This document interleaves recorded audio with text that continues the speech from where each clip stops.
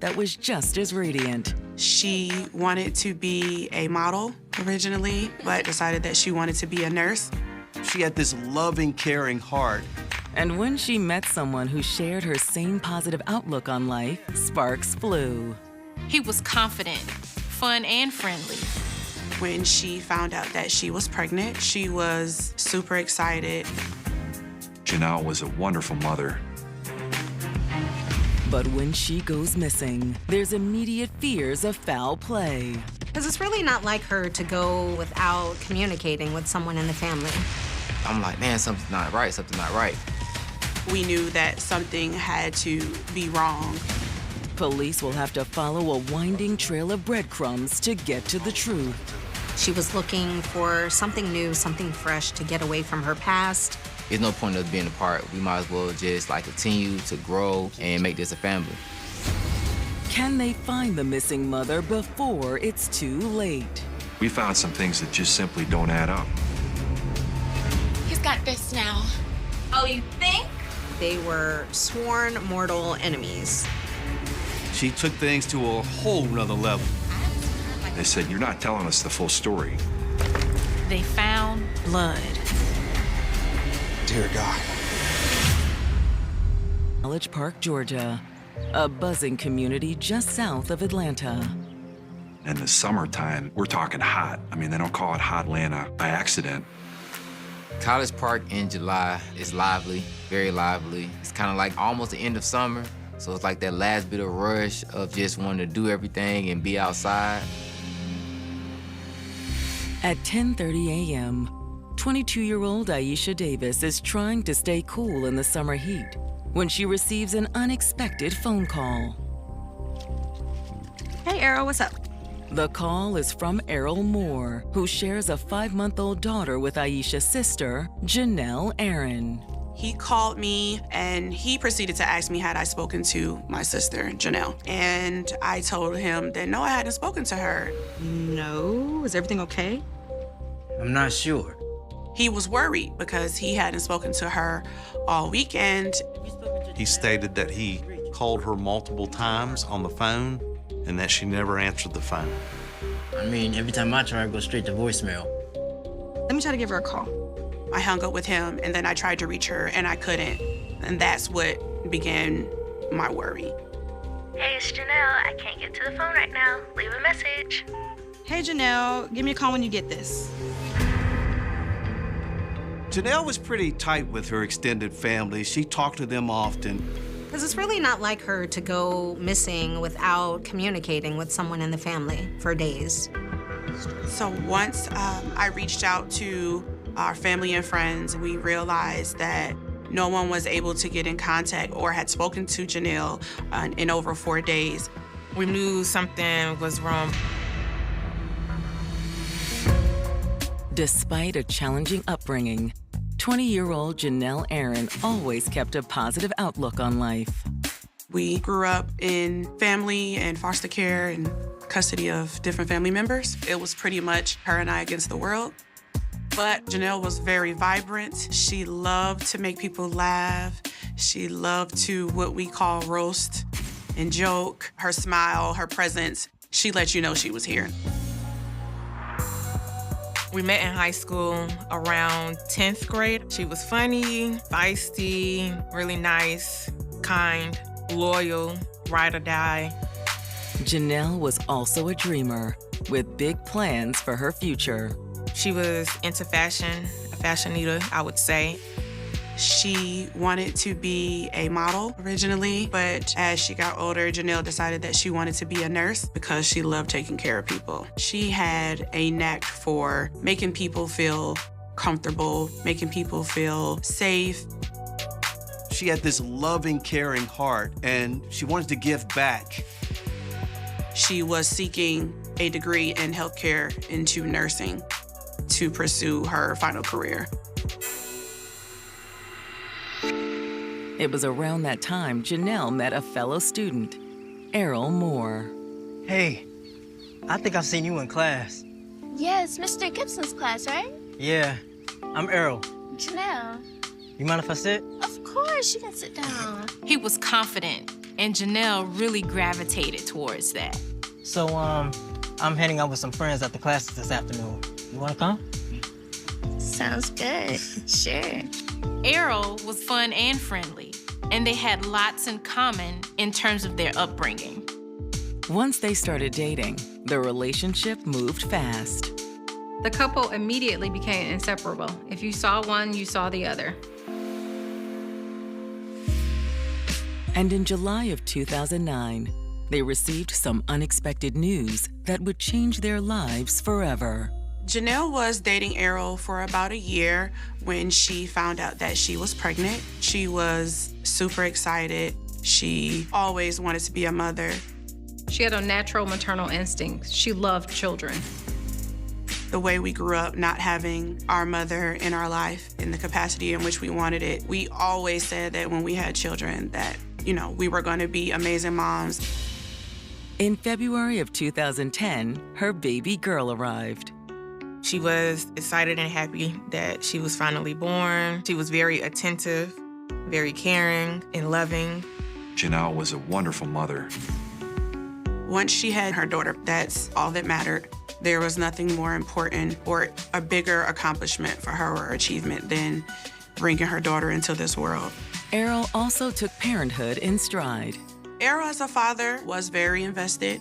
He was present. He definitely showed that he loved her and that he was excited that he had a new baby in the world. But just 5 months after the birth of her daughter, Janelle's family is worried that something terrible has happened to the young mother. No one has heard from Janelle in about 4 days, and this isn't like her to just disappear. Janelle would never leave her 5-month-old daughter behind and just abandon her. We decided to reach out to the police and put in a missing persons report.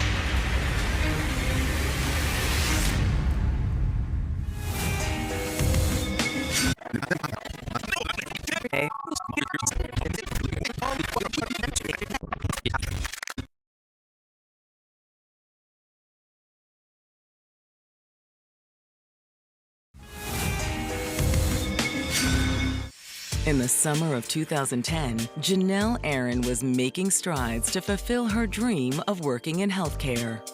She entered Georgia Perimeter College, working to be a nurse. She and her boyfriend, Errol Moore, had just welcomed a baby girl the same year. They had a bright future ahead of them. But on July 19th, Janelle has gone missing. No one has heard from Janelle in about 4 days. We decided to reach out to the police and put in a missing persons report. When we spoke to the detectives, we tried to drive into them how we knew that something had to be wrong. Janelle had never been away from her daughter for any long extended amount of time, not even more than 24 hours, let alone multiple days. What's so tricky for law enforcement is to try to understand, is this the type of lady who would go missing? Is this the type of lady who was exhausted from, those early months? What do we have here? Do we actually have a missing person? So we understand Janelle's a new mom, so you don't think she might have just been trying to get away for a little while? Absolutely not. She loves her daughter. The family reiterated that Janelle would never leave her 5-month-old daughter behind and just abandon her. She loved that baby girl. Where's Janelle's daughter now? She's at the house with her father. Did Janelle seem stressed or upset about anything in the days leading up to her disappearance? Yeah, she's been in a funk lately. Janelle had been struggling with some postpartum depression. Janelle dealt with what a lot of women deal with, financially being able to support your child as well as be present at the same time, which, of course, is hard to deal with for anyone. But that's not all the young mother had been struggling with recently. Janelle had hit a rough patch with Errol. Janelle and Errol's relationship was very on again, off again. And right now they're off. And she's actually seeing somebody new.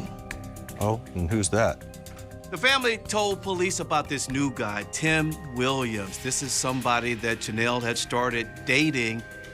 They were in a new relationship, and she talked about him all the time. She was excited about this new relationship and where it could go. Y'all spoken with this Tim fellow to see if maybe Janelle's with him? No, we don't have his contact information. Ladies, thank you for coming in. However, detectives quickly tracked Tim down. After a quick background check, police find out that this Tim Williams worked at a shoe store. He is a student at Georgia State. He has no criminal background. Detectives reach out to Tim and ask him to come in for an interview regarding Janelle's disappearance. I got a phone call from a detective. A detective wanted to see me personally to ask me questions about her whereabouts. And I remember just being shook up. He's being very compliant and amicable, so he goes into the station for an interview. Tim, thanks for coming in today. Of course. Anything I can do to help? I remember going to the police station and talking to the detectives and just feeling sick. Now, we're gonna have to ask you some tough questions, okay, Tim? I'm understanding they have to do their job, but just them asking me certain questions as if like I would know what her whereabouts was, as if I would ever injure anybody but her in particular. How much did I love her? Did I provoke anybody in her circle? Or do I have anybody that's after me that would harm her just to get back at me? This is all so crazy. I have no idea where she is. I remember just kind of taking it all in and hitting them with a lot of no sir, yes sir, no sir, yes sir. This is all kind of too much. I just hope that she's okay. She really means a lot to me. We just had a spark for each other, like a spark. Like I was really intrigued at how driven she was. Janelle's personality was everything all in once. Like she was so outgoing and bubbly, but she was also a firecracker. And when she loved you, she loved you. She is just the best mom. At that time, I didn't have any kids, but I looked at her daughter as mine. Like it wasn't no turning her away from me. Janelle indicated that she was looking for something new, something fresh to get away from her past. It made Tim believe that whatever she had with Errol is past tense and that he was going to be the man for her moving forward. Well, when's the last time you've seen Janelle?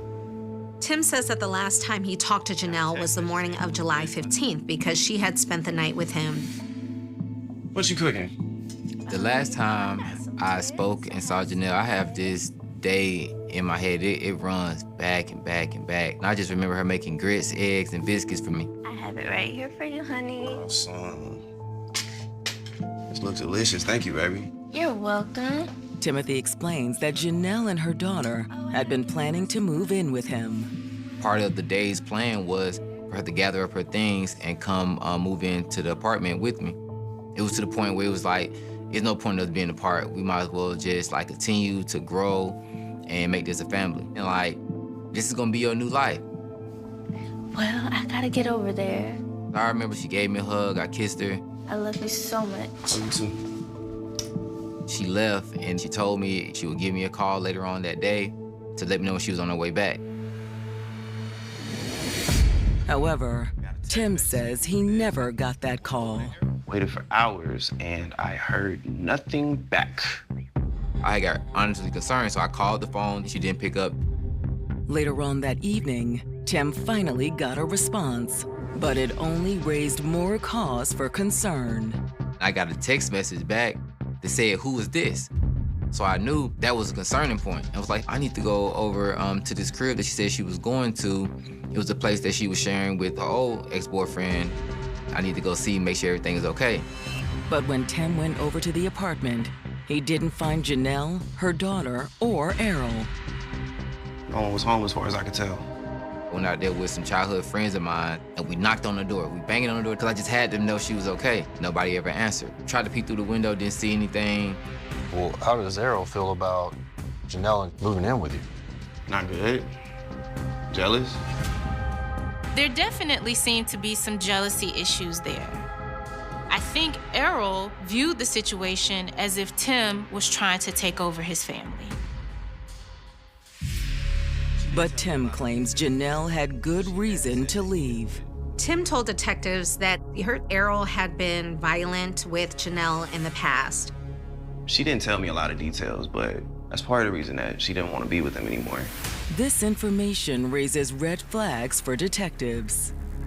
If Errol had been violent with Janelle in the past, was it possible that he took things too far?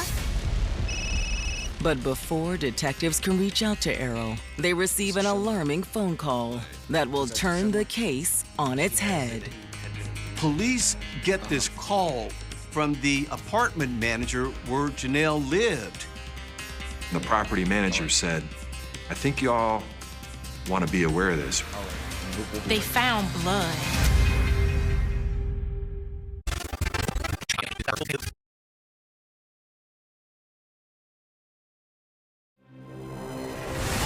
In July of 2010, detectives have spoken with Timothy Williams about the disappearance of his girlfriend, 20-year-old Janelle Aaron. In speaking with Timothy, detectives learned that Janelle was planning to move out of her apartment with her ex, Errol Moore, and start a new life with him. But that new life never came to fruition. Timothy claims that after Janelle left his apartment the morning of the 14th to gather her things, he never heard from her again. And now, detectives have received an alarming phone call from Janelle's apartment complex. Police get this call from the apartment manager. They had been preparing to lease out her apartment. They had cleaned it out and everything. And the property manager said, I think y'all want to be aware of this. They found blood underneath the carpet in the apartment. Thank you for your time, Tim. Is everything okay? We'll be in touch. Walk you up. The discovery was made during a routine carpet cleaning. As the carpet cleaner is, of course, cleaning the carpet, the machinery he uses is applying steam to that area. And as that steam hits, blood starts to come up. Detectives head to the apartment to view the shocking new blood evidence for themselves. The padding that was underneath the original carpet was soaked completely in blood, and the wooden subfloor directly underneath that was also soaked completely in blood. Whoever was at that spot where that stain was starting was bleeding a lot. And that became the very first sign, beyond their hunch, that we had wrongdoing here, that there was some foul play. Now more than ever, detectives are eager to speak with Errol Moore. And later that afternoon, they're able to do just that. He's very cooperative and agrees to go to the station for an interview. He seems very concerned about the blood found at the apartment. But Errol insists he has no idea how it got there. Do y'all think that means she's hurt? I'm so worried about her. We don't know. We've sent the blood off for testing to see if it's a match for Janelle, but it's not looking good.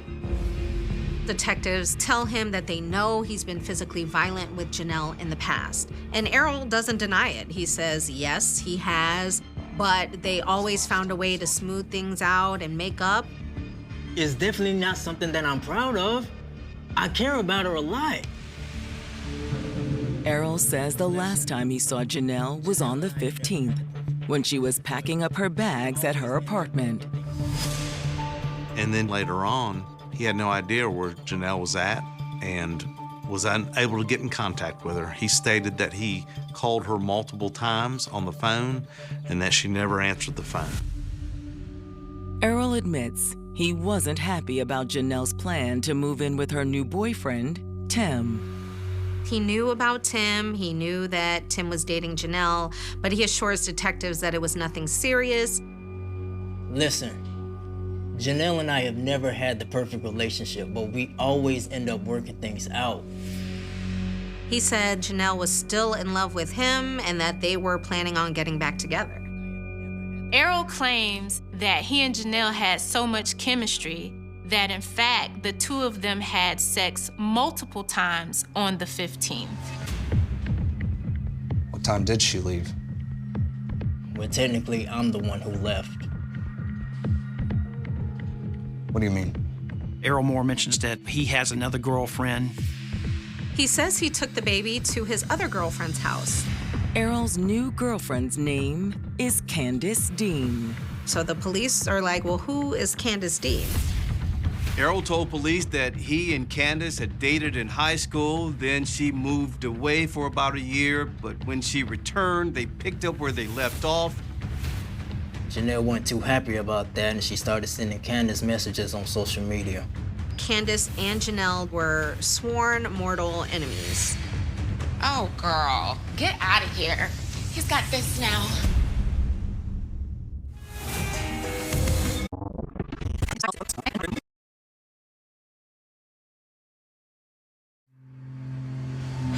College Park detectives investigating the disappearance of 20-year-old Janelle Aaron are speaking with her ex-boyfriend, Errol Moore. Errol claims that he and Janelle slept together on July 15th, the same day she disappeared.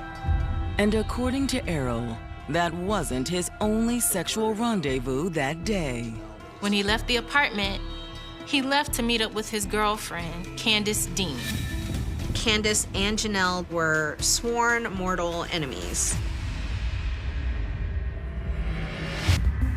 Errol tells detectives the tension between Janelle and Candace reached its peak a few months earlier.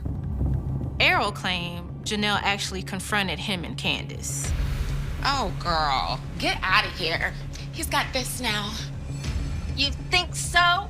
Janelle, just leave us alone. Errol says he's trying to get Janelle to leave, and then that's when he says Janelle took things to a whole nother level. Janelle actually escalated it and slapped Errol across the face. Errol claims he tried to keep his cool. Errol just told her she needed to leave and she needed to calm down. Errol said she finally left, but she and Candace never smoothed things over. Do you think Candace could have harmed Janelle? Nah, no way. Errol told police that he knew that Candace hated Janelle and Janelle hated Candace, but he didn't think that she would want to hurt her. However, detectives aren't so sure. They want to speak with Candace immediately to get her side of the story. So after wrapping up their interview with Errol, they bring Candace in for questioning. So here's the deal, Candace. Janelle Aaron has been missing since July 15th, and we know the two of you have not been getting along. So, I haven't seen her in months, and I plan to keep it that way. Candace says that Errol was only spending time with Janelle because of the baby, and that Errol really didn't want to be with her, and he was truly in love with Candace. Is that why he slept with her on the 15th before he met up with you? What? This information hits Candace hard. She starts crying. She's very emotional. I can't believe he played me like that. Candace, listen. Tell us the truth. Did you do anything to hurt Janelle? No. Candace admitted that she and Janelle hated each other, but she didn't have anything to do with her disappearance. Candace confirms that Errol came over to her place on the evening of July 15th, around 7:30 p.m. She said he went to spend the night with her and left the next day around noon. She never saw or heard from Janelle during that time. Detectives are suspicious of Candace's story, but they can't hold her on a hunch. While detectives aren't 100% sure that they can trust Candace, they have no evidence to hold her on, so they end up releasing her. Without a body or confirmation of Janelle being dead, the police have their hands tied in a lot of ways. However, when the lab results from the blood found in Janelle's apartment come back, it confirms everyone's worst fears. The crime lab confirmed, in fact, that the blood within the apartment belonged to Janelle Aaron. We had positive identification at that point that that blood was hers. At this point, detectives are worried it may be too late to save Janelle. It's clear she lost a lot of blood. But who did this to her? When Janelle's best friend, Jasmine Clark, comes forward, detectives will get one step closer to answering that question. Thank you for coming in today. We understand that you may have some information that will be useful to us. The last time I talked to Janelle was July 15th. On the phone, Janelle was telling me about Tim, and she sounded really excited about this relationship. I remember asking her, well, what about Errol? And she seemed so done. Like, okay, what about him? She was so over it. Girl, I'm packing up to leave as we speak. But Jasmine says Errol soon interrupted their conversation. Janelle! They started arguing, like a verbal altercation, and she was like, basically like, I'm gonna call you back.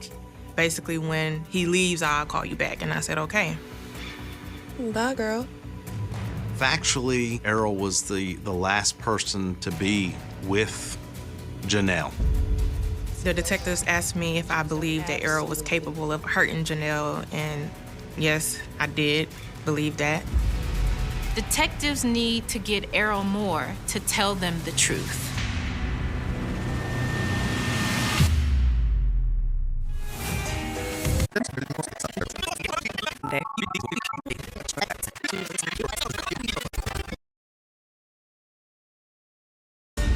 After speaking with her best friend Jasmine, detectives investigating the disappearance of Janelle Aaron are more certain than ever that Janelle's ex-boyfriend, Errol Moore, knows what happened to her. Janelle's best friend Jasmine overheard her arguing over the phone with Errol shortly before she disappeared. And according to Janelle's friends, he was known to be violent with her. The detectives asked me if I believed that Errol was capable of hurting Janelle, and yes, I did believe that.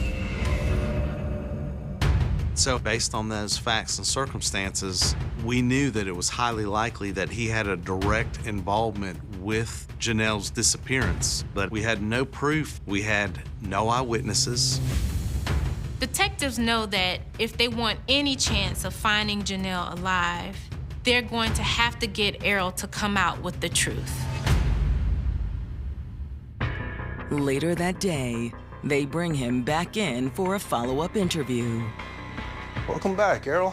They said, you know, Errol, you're not telling us the full story. We've done our own investigation, and we found some things that just simply don't add up. What were you and Janelle arguing about that afternoon, and why did you fail to mention it the last time we spoke? At this point, Errol cracks. So what Errol Moore finally said was, you know what, it's true. What I'd been telling you wasn't the full story. Errol said, I got in an argument with her about Tim Williams. Now, what does he have that I don't? He's nice to me for one thing. And I'm not nice to you? Janelle fought back. She argued with him that he was with Candace. He was with somebody else too, so why did it matter if she had moved on? Just leave me alone. What? Nah.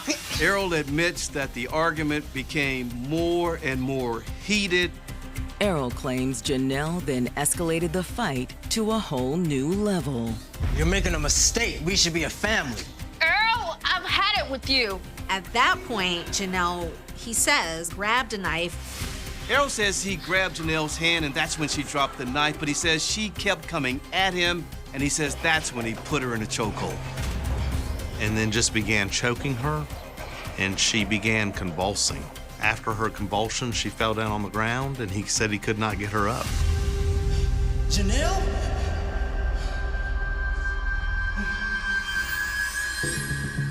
Well, what about the blood? I asked him, did you cut her? Because there was a lot of blood in the house. And he said no, but she was bleeding out the mouth. Errol said, I panicked and I left with the baby and I left with her things. Look, I was just so in shock that the situation got so out of hand. I said, well, where did you go? And he said, well, I went back to my girlfriend's house and I continued my life, basically. I was confused. I was scared. He said, I spent the weekend trying to figure out what to do. And Errol said when a couple days went by, he knew he needed to do something. As time passed, he was able to gather his thoughts, and then he realized that he had to go back and clean up the crime scene. At first, he was hoping it was just a horrible nightmare. But when he opened the door, he saw Janelle lying in a pool of her own blood. Errol didn't really know what to do with the body, but eventually he looked around and he saw a big blue bin that Janelle had used to move her things down to Atlanta. He grabbed the bin and placed her body in the bin. Then he began cleaning up. And what'd you do with her body? Tell us where she is, Errol. He finally admits that he placed her in a wooded area near Sherwood Cemetery. Look, you have to believe me. I didn't expect for any of this to happen. Go ahead and stand up, Errol. With Errol's confession, Clayton County Police arrest him, and they assemble a team to go out and recover Janelle's body. We went out to Sherwood Cemetery and started doing a grid search. Eventually, they see something in the distance there. It looks like something covered in leaves, and they walk up and discover a blue bin. What's inside that bin is the likes of which investigators have never seen. Dear God.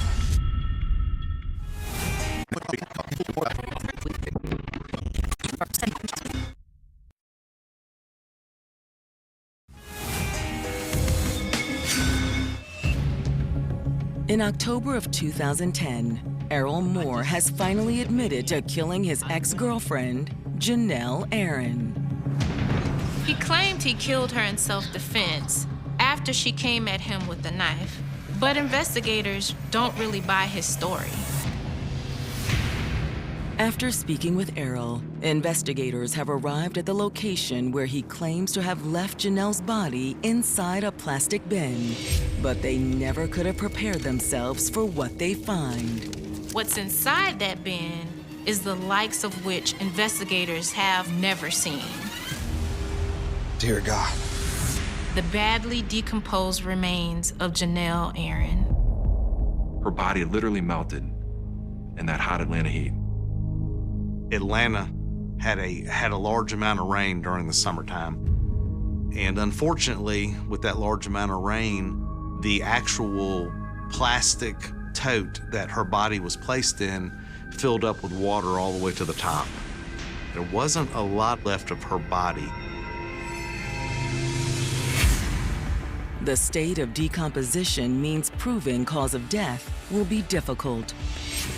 We could never figure out what actually cause of death was because there was no physical evidence to say that she was stabbed, choked, because the body was so decomposed. The news hits Janelle's loved ones like a ton of bricks. They've informed us that they had found my sister's remains and that Errol led them to her. My first reaction, I screamed. I just screamed. I remember they telling me that she was deceased. And I remember just dropping down to my knees and crying. I remember like being around people and they like, what is wrong with him? Like, it just broke my heart. I was heartbroken. I was destroyed. I couldn't understand how Errol was the one saying, come home, and this whole time it was you. We had been suffering and searching and hoping and wanting and processing and dealing for over 3 months at this point. So the relief came in getting that information that we needed so that we could be at peace. There was minor relief in knowing that he was caught and that he wasn't going to be able to just live out here freely. Errol is officially charged with Janelle's murder. He was charged with 1 count of malice murder, 1 count of felony murder, 3 counts of concealing a body, and 1 count of tampering with evidence. And when he goes on trial in April of 2012, prosecutors don't hold back. One of the main thrusts of this case for the prosecution was the hypocrisy of it all, the hypocrisy of his actions and the hypocrisy of his words. That is, after she went missing in July, he spent the next 2 or 3 months talking about how much he missed her, talking about how much their baby needed her mother, and then to have it discovered that he knew where her remains were the entire time. And for months he knew, and for months he did nothing about it, while callously disregarding the pain and the suffering that her family was going through. And so that was the story we told. Errol's defense team echoes the same version of events Errol told detectives, that he attacked Janelle in self-defense. But prosecutors aren't buying it. Our theory of the case from beginning to end always was and still remains that this wasn't an act of self-defense. This was an act of rage. Now, what does he have that I don't? Just leave me alone. What? Nah. Janelle never came at Errol with a knife. She was simply trying to leave the apartment. You ain't leaving. Okay, can you stop? I ain't letting you break up our family. It's surmised that when she tried to leave, Errol slammed her to the ground, with the force of impact causing her to bleed out, resulting in the pool of blood found in the apartment. This was an act of enraged young man responding to a situation that he could no longer control, and that is namely Janelle moving on and seeing a new guy and starting a new life. He has this personality type of narcissism. I'm gonna be the one to control this. I'm gonna be the one to prevail. And so it's that very personality type that led to the murder in the first place.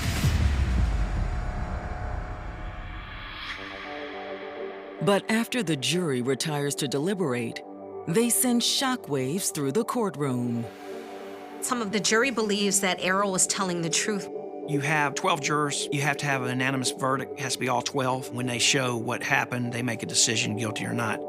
They can't reach a decision. So ultimately, the court is left to declare a mistrial.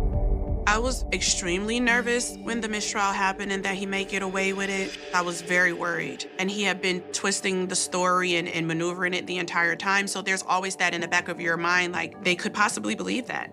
And he could possibly get away with it. Errol Moore used the self-defense issue, which shows you even more that he really had no remorse for Janelle. If he did, he would take responsibility for it and not put the family through that trial again. To go through a trial is just grueling in itself. To go through that process, especially with someone who you love and you're close with, but then to watch and hear a mistrial and to just feel like that person is getting away, even if it's just momentarily, that feeling of helplessness, that feeling of that person possibly getting away with taking your loved one from you and there's nothing you can do about it. I don't wish that feeling on anyone. But prosecutors encourage Janelle's loved ones to keep the faith. He doesn't get released on bond or nothing like that. They just try it again. To have a verdict, you have to have all 12 people make the same decision on it. It can't be a majority. So in April 2012, the second trial began. And honestly, I will say I didn't want to get my hopes up. I was hoping that this time around, justice would be served and we would get some progress, but didn't have my hopes up high for it. This time, the district attorney's office presented basically the same evidence as last time, trying to show that this was not an accident, this was premeditated jealousy. And this time, the jury agrees. The jury in Clayton County found Errol Moore guilty of voluntary manslaughter, tampering with evidence, aggravated assault. Voluntary manslaughter, meaning that Errol Moore did kill Janelle Aaron, but it was in a heat of passion. It wasn't a malice, intentional murder. Clayton County judge sentenced Errol Moore to 36 years behind bars, which seems like not enough time in this case. I was relieved when I heard the verdict to an extent, but unfortunately, my sister's life is over. She'll never get to know her daughter. My family and I will never get to speak to her again. We'll never get to see her again. It'll never be fair. It'll never be completely justified, in my opinion. Eventually, he will be out. Hopefully, he matured and he's forgave himself for his wrongs, and the world will too. But me personally, I never forgive him.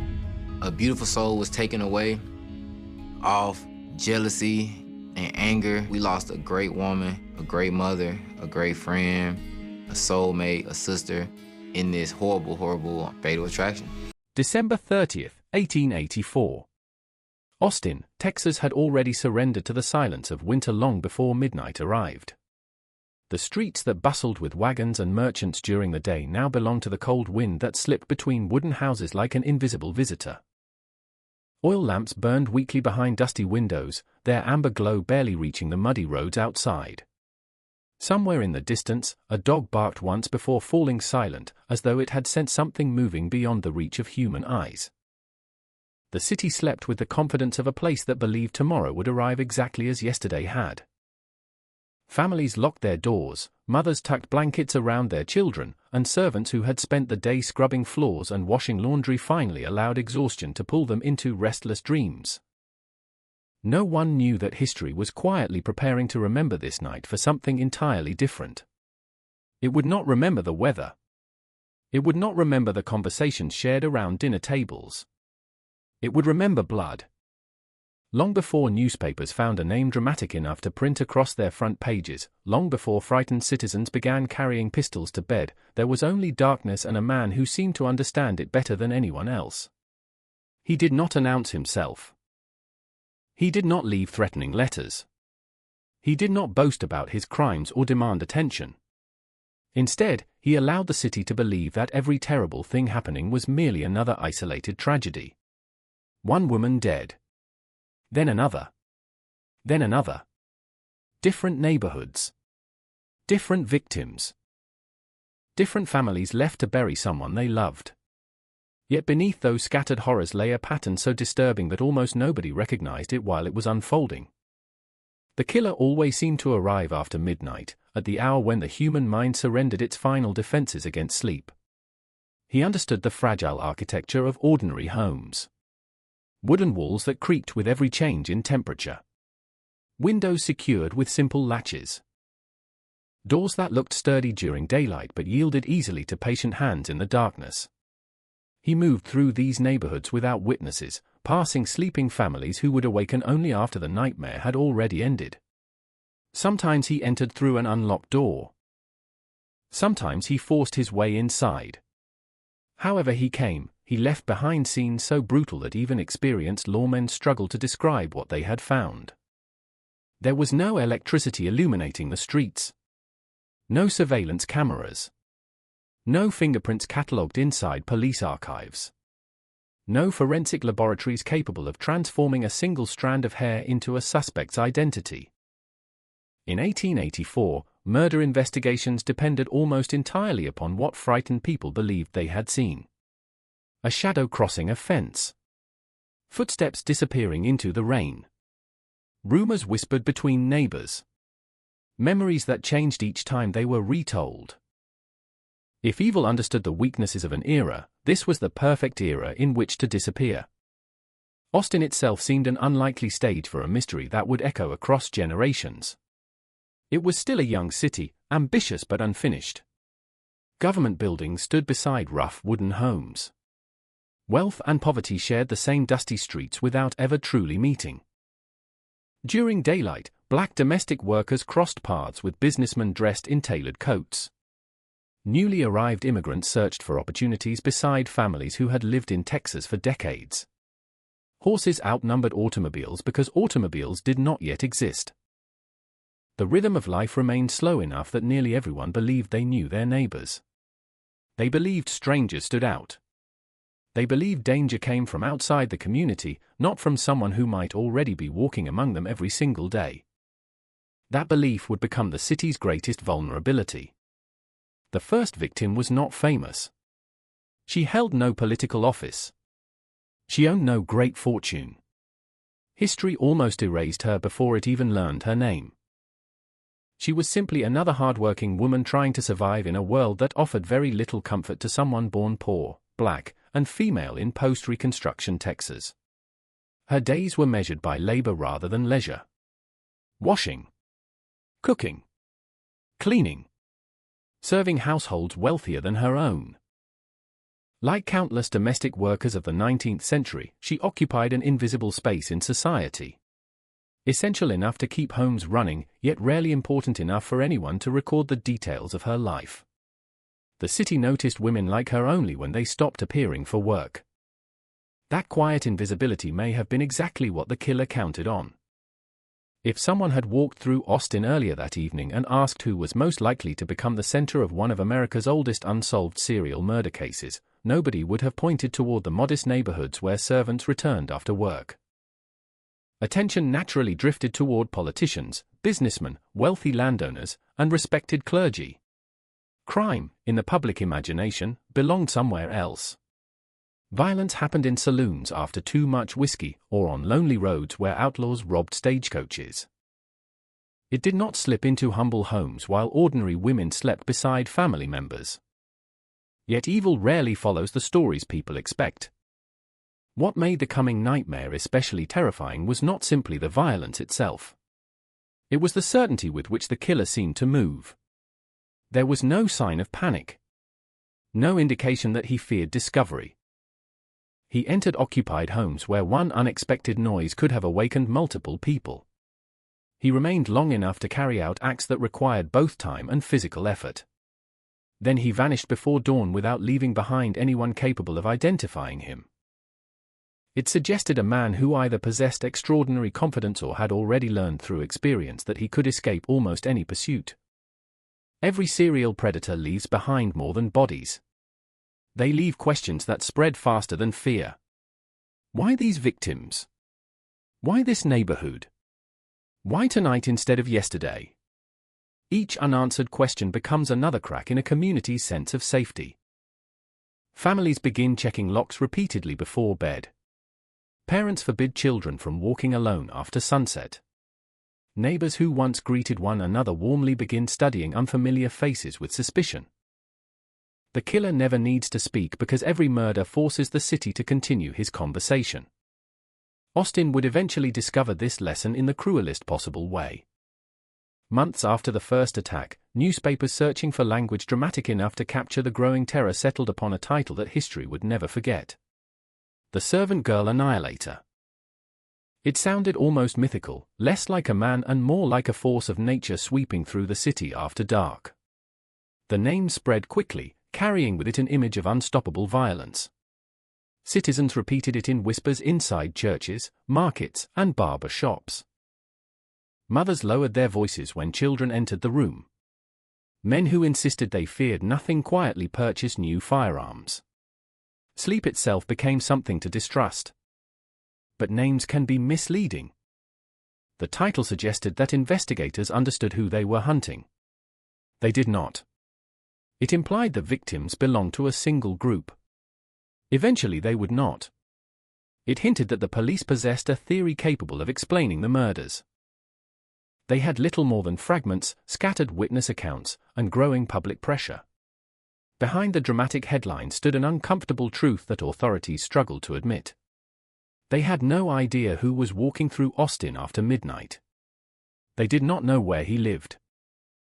They did not know how he chose his victims.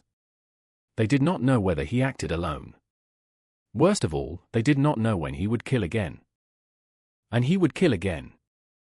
Again and again, until an entire city began measuring time not by holidays or seasons, but by the interval between murders. The fear did not arrive all at once. It settled over Austin the way winter fog settles over an empty field, quietly, almost politely, until people looked around and realized they could no longer see what had once felt familiar. At first, each attack seemed like a tragedy confined to a single household. Families mourned behind closed doors.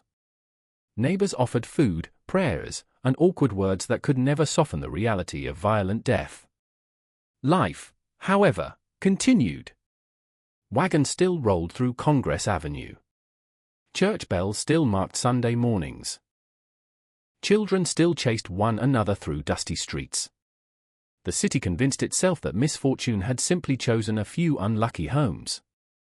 Then another woman died. Then another.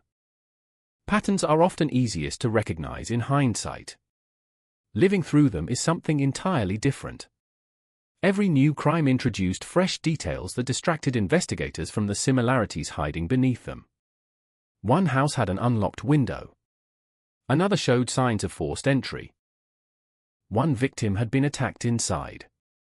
Another was discovered outside. Some witnesses believed they had heard footsteps. Others remembered nothing at all. In an age without organized criminal profiling, investigators naturally focused on what made each case different instead of what quietly connected them. The killer seemed to understand this weakness. He was not merely violent. He was adaptable. Every crime scene carried familiar echoes without becoming an exact copy of the last. It was as though he understood that predictable behavior created opportunities for capture.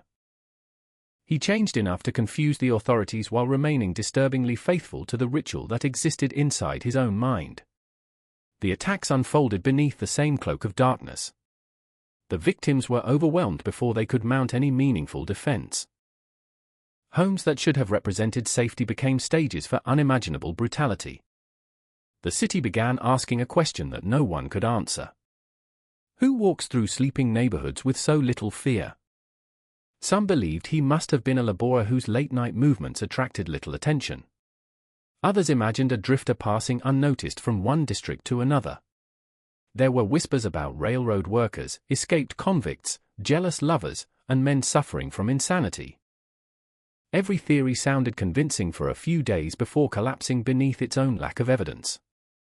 In barrooms, conversations grew louder with each passing week. Men argued over maps sketched onto wooden tables. They pointed toward neighborhoods where the murders had occurred, convinced they could see invisible lines connecting one crime scene to the next. Yet every theory dissolved the moment another attack took place somewhere completely unexpected. The uncertainty transformed ordinary people into reluctant detectives. Shopkeepers remembered unfamiliar customers long after they had left. Stable hands questioned strangers who asked for directions after dark.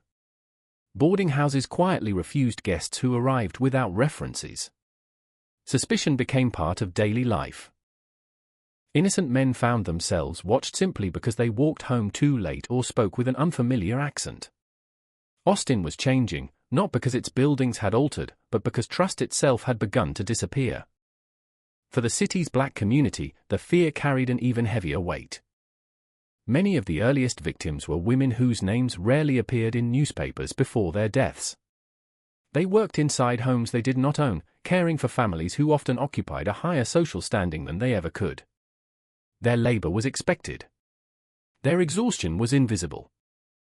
When the workday ended, they returned to modest houses where they sought the same thing every human being seeks at the end of a long day, a few hours of peace before morning arrived.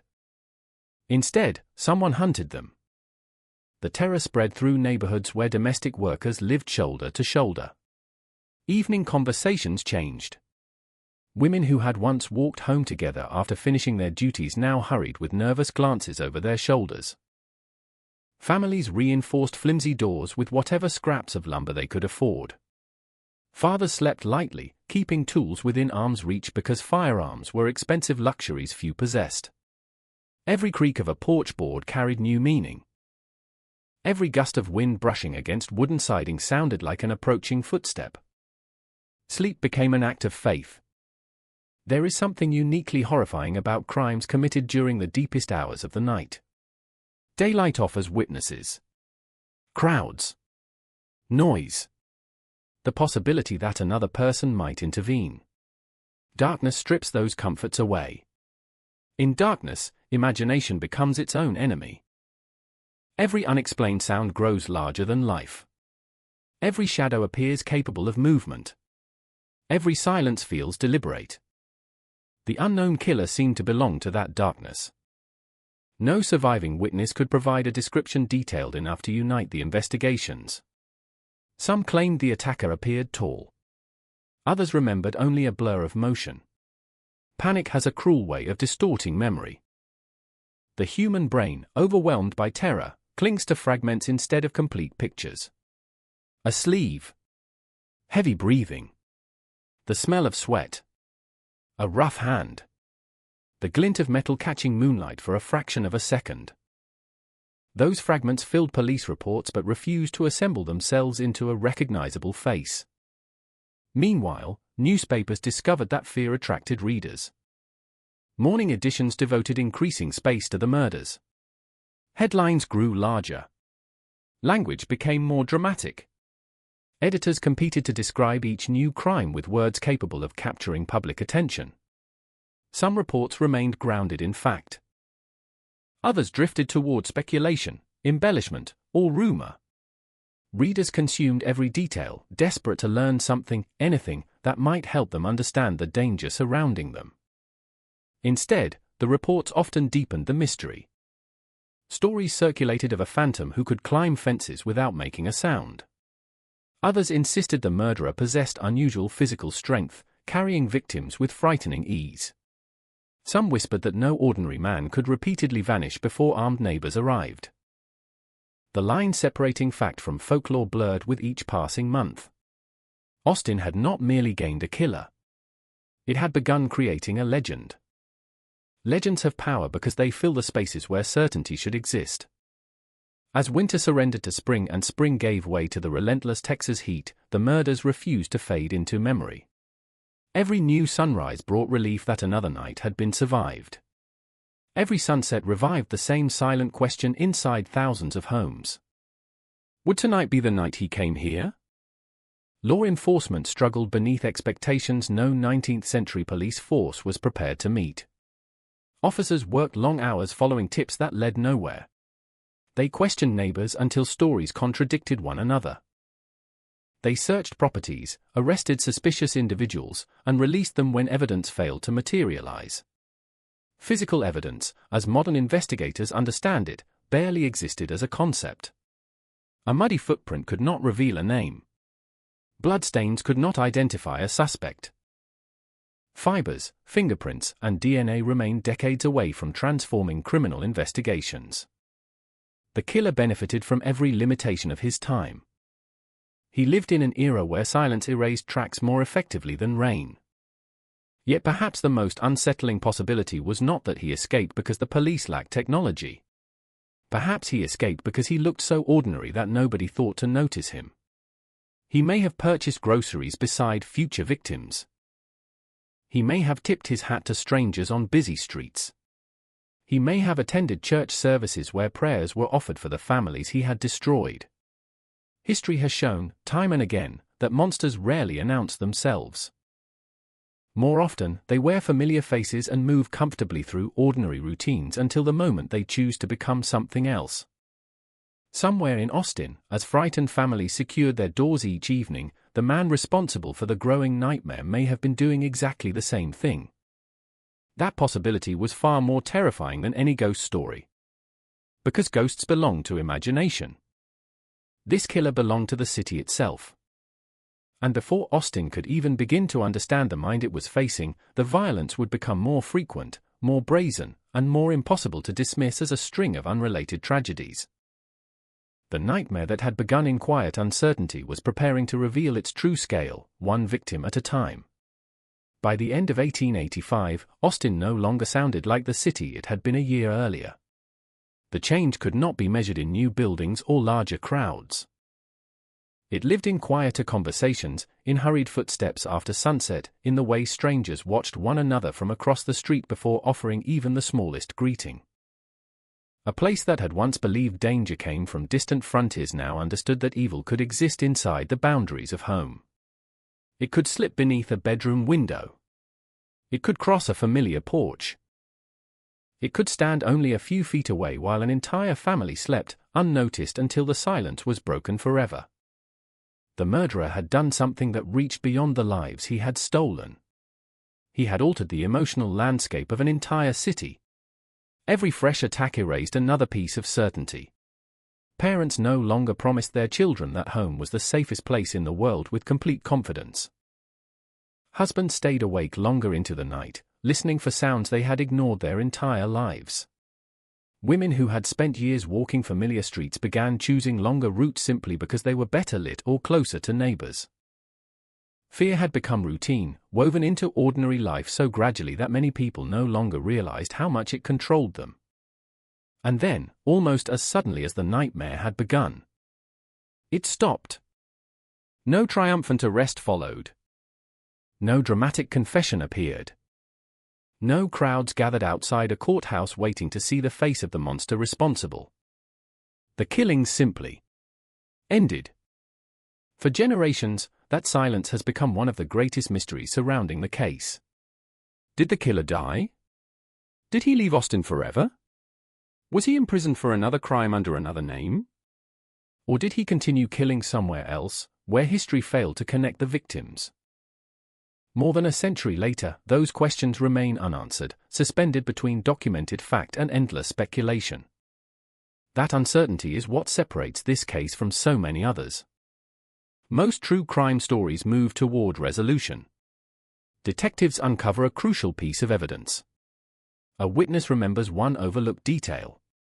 A suspect makes a fatal mistake. The scattered fragments eventually come together, revealing a picture that had always been hiding beneath the surface. This story refuses to offer that comfort. There is no final interview in which the killer explains himself. No courtroom where grieving families hear the words guilty. No prison cell where justice quietly waits behind locked doors. Instead, there is only an empty space where certainty should be. That absence has allowed the servant girl annihilator to drift into the shadows of American history, overshadowed years later by names like Jack the Ripper. Yet in many ways, Austin's unknown murderer represents something even more unsettling. Before criminal psychology had language for serial offenders, before investigators understood behavioral patterns, before forensic science transformed murder investigations, one unidentified man exposed every weakness of 19th-century policing. He did not need extraordinary intelligence or advanced planning. He needed only darkness, opportunity, and a city that had never imagined someone like him could exist. Perhaps that is why this case continues to fascinate historians, criminologists, and investigators more than 100 years later. It is not merely a mystery about a killer. It is a story about an era standing at the edge of modern criminal investigation without realizing it. Every unanswered question became a lesson future detectives would one day study. Every investigative failure revealed methods that had yet to be invented. Every overlooked connection reminded later generations that evil often repeats itself in recognizable patterns, if only someone knows where to look. But before patterns could be recognized, before theories about serial offenders could even be imagined, there were only victims. Real people with ordinary lives. Women who laughed with friends after exhausting days of work. Families who expected to share breakfast together the following morning. Young dreams interrupted without warning. Names that deserved to be remembered for the lives they lived, not simply for the violence that ended them. This story does not begin with a legend. It begins with those lives. Because before newspapers coined terrifying nicknames, before frightened citizens whispered about a phantom stalking Austin after midnight, before investigators chased hundreds of dead-end leads through muddy streets and sleepless nights, there was a woman who finished another long day of work and believed she would wake to see the sunrise. She never did. And in the darkness surrounding her final night, one of America's oldest unsolved serial murder cases quietly took its first breath. This is the story of the servant girl annihilator. Not the story of an immortal monster, but of a city brought to its knees by someone it never truly saw, of investigators struggling against the limits of their own time, and of victims whose voices have too often been buried beneath the mystery of the man who took them away. To understand how an entire community became trapped inside nearly a year of fear, we have to return to Austin as it stood before the first murder, before the headlines, before the panic. We have to walk its unpaved streets, meet the people who called it home, and step into a city that still believed tomorrow would be ordinary. Because that ordinary world was about to disappear forever. Austin, Texas, in the winter of 1884 was a city caught between two identities. It carried the rough edges of the American frontier while reaching toward the promise of becoming a modern capital. The Texas state capitol that visitors recognize today did not yet dominate the skyline. The grand granite building was still under construction, its unfinished silhouette standing as a symbol of ambition rather than achievement. Around it stretched a city of modest wooden homes, dirt roads that turned into thick mud after rain, horse-drawn wagons, hitching posts, small churches, blacksmith shops, boarding houses, and businesses lit each evening by flickering oil lamps. As daylight faded, Austin became a different place entirely. Without electric streetlights, darkness settled over the city with surprising speed. The final colors of sunset disappeared behind the rolling hills, and within minutes entire neighborhoods dissolved into shadow. The moon became the only dependable source of light for those still outside. Porch lamps illuminated only a few feet beyond each doorway, leaving long stretches of road swallowed by blackness. Walking home after midnight meant trusting memory more than sight. People learned every uneven plank on their porches, every familiar bend in the road, every tree whose branches stretched across the path like reaching fingers. Night belonged to silence. The occasional clatter of horseshoes echoed much farther than it did during the day. A wagon crossing a wooden bridge could be heard from blocks away. Somewhere a train whistle drifted across the cool air, reminding everyone that the outside world existed beyond the city limits. Crickets filled empty spaces between distant conversations. Dogs barked at movements invisible to human eyes. Then, little by little, even those sounds disappeared. Austin slept early. Most families rose before dawn, and their evenings followed the rhythm of natural light. Candles and lamp oil were expensive enough that few wasted them unnecessarily. Once supper dishes had been washed and the fire carefully tended, houses gradually surrendered to darkness. Curtains closed. Doors were locked, if the household even possessed a proper lock. Children climbed into narrow beds shared with brothers or sisters. Adults finished quiet conversations before exhaustion overtook them. Inside those homes, life was rarely easy. The city counted just over 20,000 residents, a population small enough that familiar faces appeared again and again in daily routines. Merchants knew their regular customers. Church congregations recognized newcomers almost immediately. News traveled astonishingly fast, passed from one porch to another long before it appeared in print. A wedding, a birth, an accident, or a financial hardship rarely remained private for very long. Yet Austin was also deeply divided. Nearly 2 decades had passed since the end of the Civil War, but its consequences remained visible everywhere. Reconstruction had officially ended, yet racial inequality shaped nearly every aspect of daily life. Black residents worked hard to build stable communities despite facing limited opportunities, economic hardship, and discrimination that affected where they could live, work, and educate their children. Many black women found employment as domestic servants. Their work began before sunrise and often ended after sunset. They cooked meals they would never eat. They scrubbed floors polished enough to reflect faces that rarely looked back at them. They washed laundry until their hands cracked from soap and cold water. They cared for children who sometimes knew them better than their own parents did, yet remained strangers once the workday ended. Every morning they crossed into wealthier neighborhoods. Every evening they returned home carrying aching muscles and modest wages that barely covered food, rent, and clothing. Their own houses were simple. Most consisted of only a few rooms built from weathered wood, with thin walls that offered little protection from winter winds or summer heat.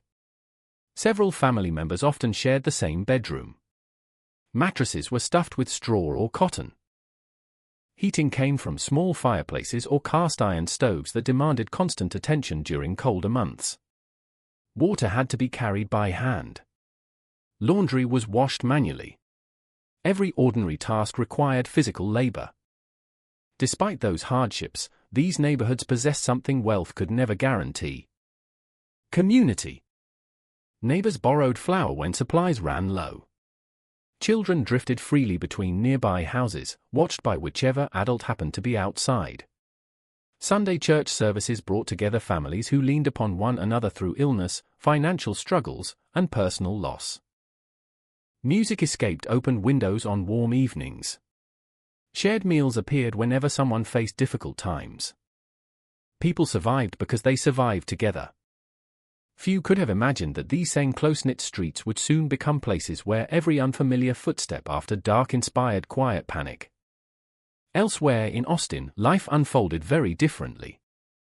Government officials discussed legislation inside offices illuminated by gas lamps. Lawyers argued property disputes. Shop owners worried about competition and fluctuating prices. Newspapers focused on politics, business growth, and the ongoing construction of the new Capitol building. The city projected confidence. It believed progress was inevitable. Railroads connected Texas more closely with the rest of the country every year. New businesses appeared regularly. Austin saw itself as a place with a promising future. Violent crime certainly existed, but people believed they understood it. Arguments inside saloons occasionally ended with knives or pistols. Robberies occurred along isolated roads outside the city. Drunken fights kept local officers busy on weekends. These were crimes with recognizable motives: money, revenge, jealousy, alcohol. What nobody anticipated was violence without a clear reason. The idea of a person who killed repeatedly, selecting victims across different neighborhoods with no obvious personal connection, barely existed in public consciousness. The phrase serial killer would not enter the English language for another century.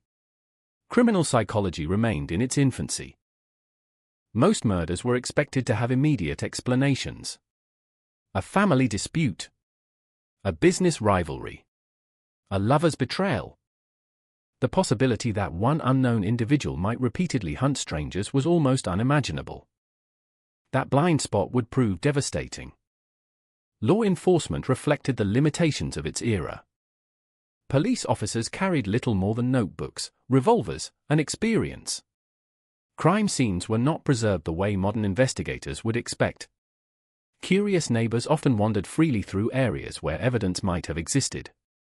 Footprints disappeared beneath dozens of new footprints. Objects were moved before anyone considered documenting their original positions. Witnesses discussed events among themselves, unintentionally influencing each other's memories before formal interviews even began. Even the simplest investigation demanded patience.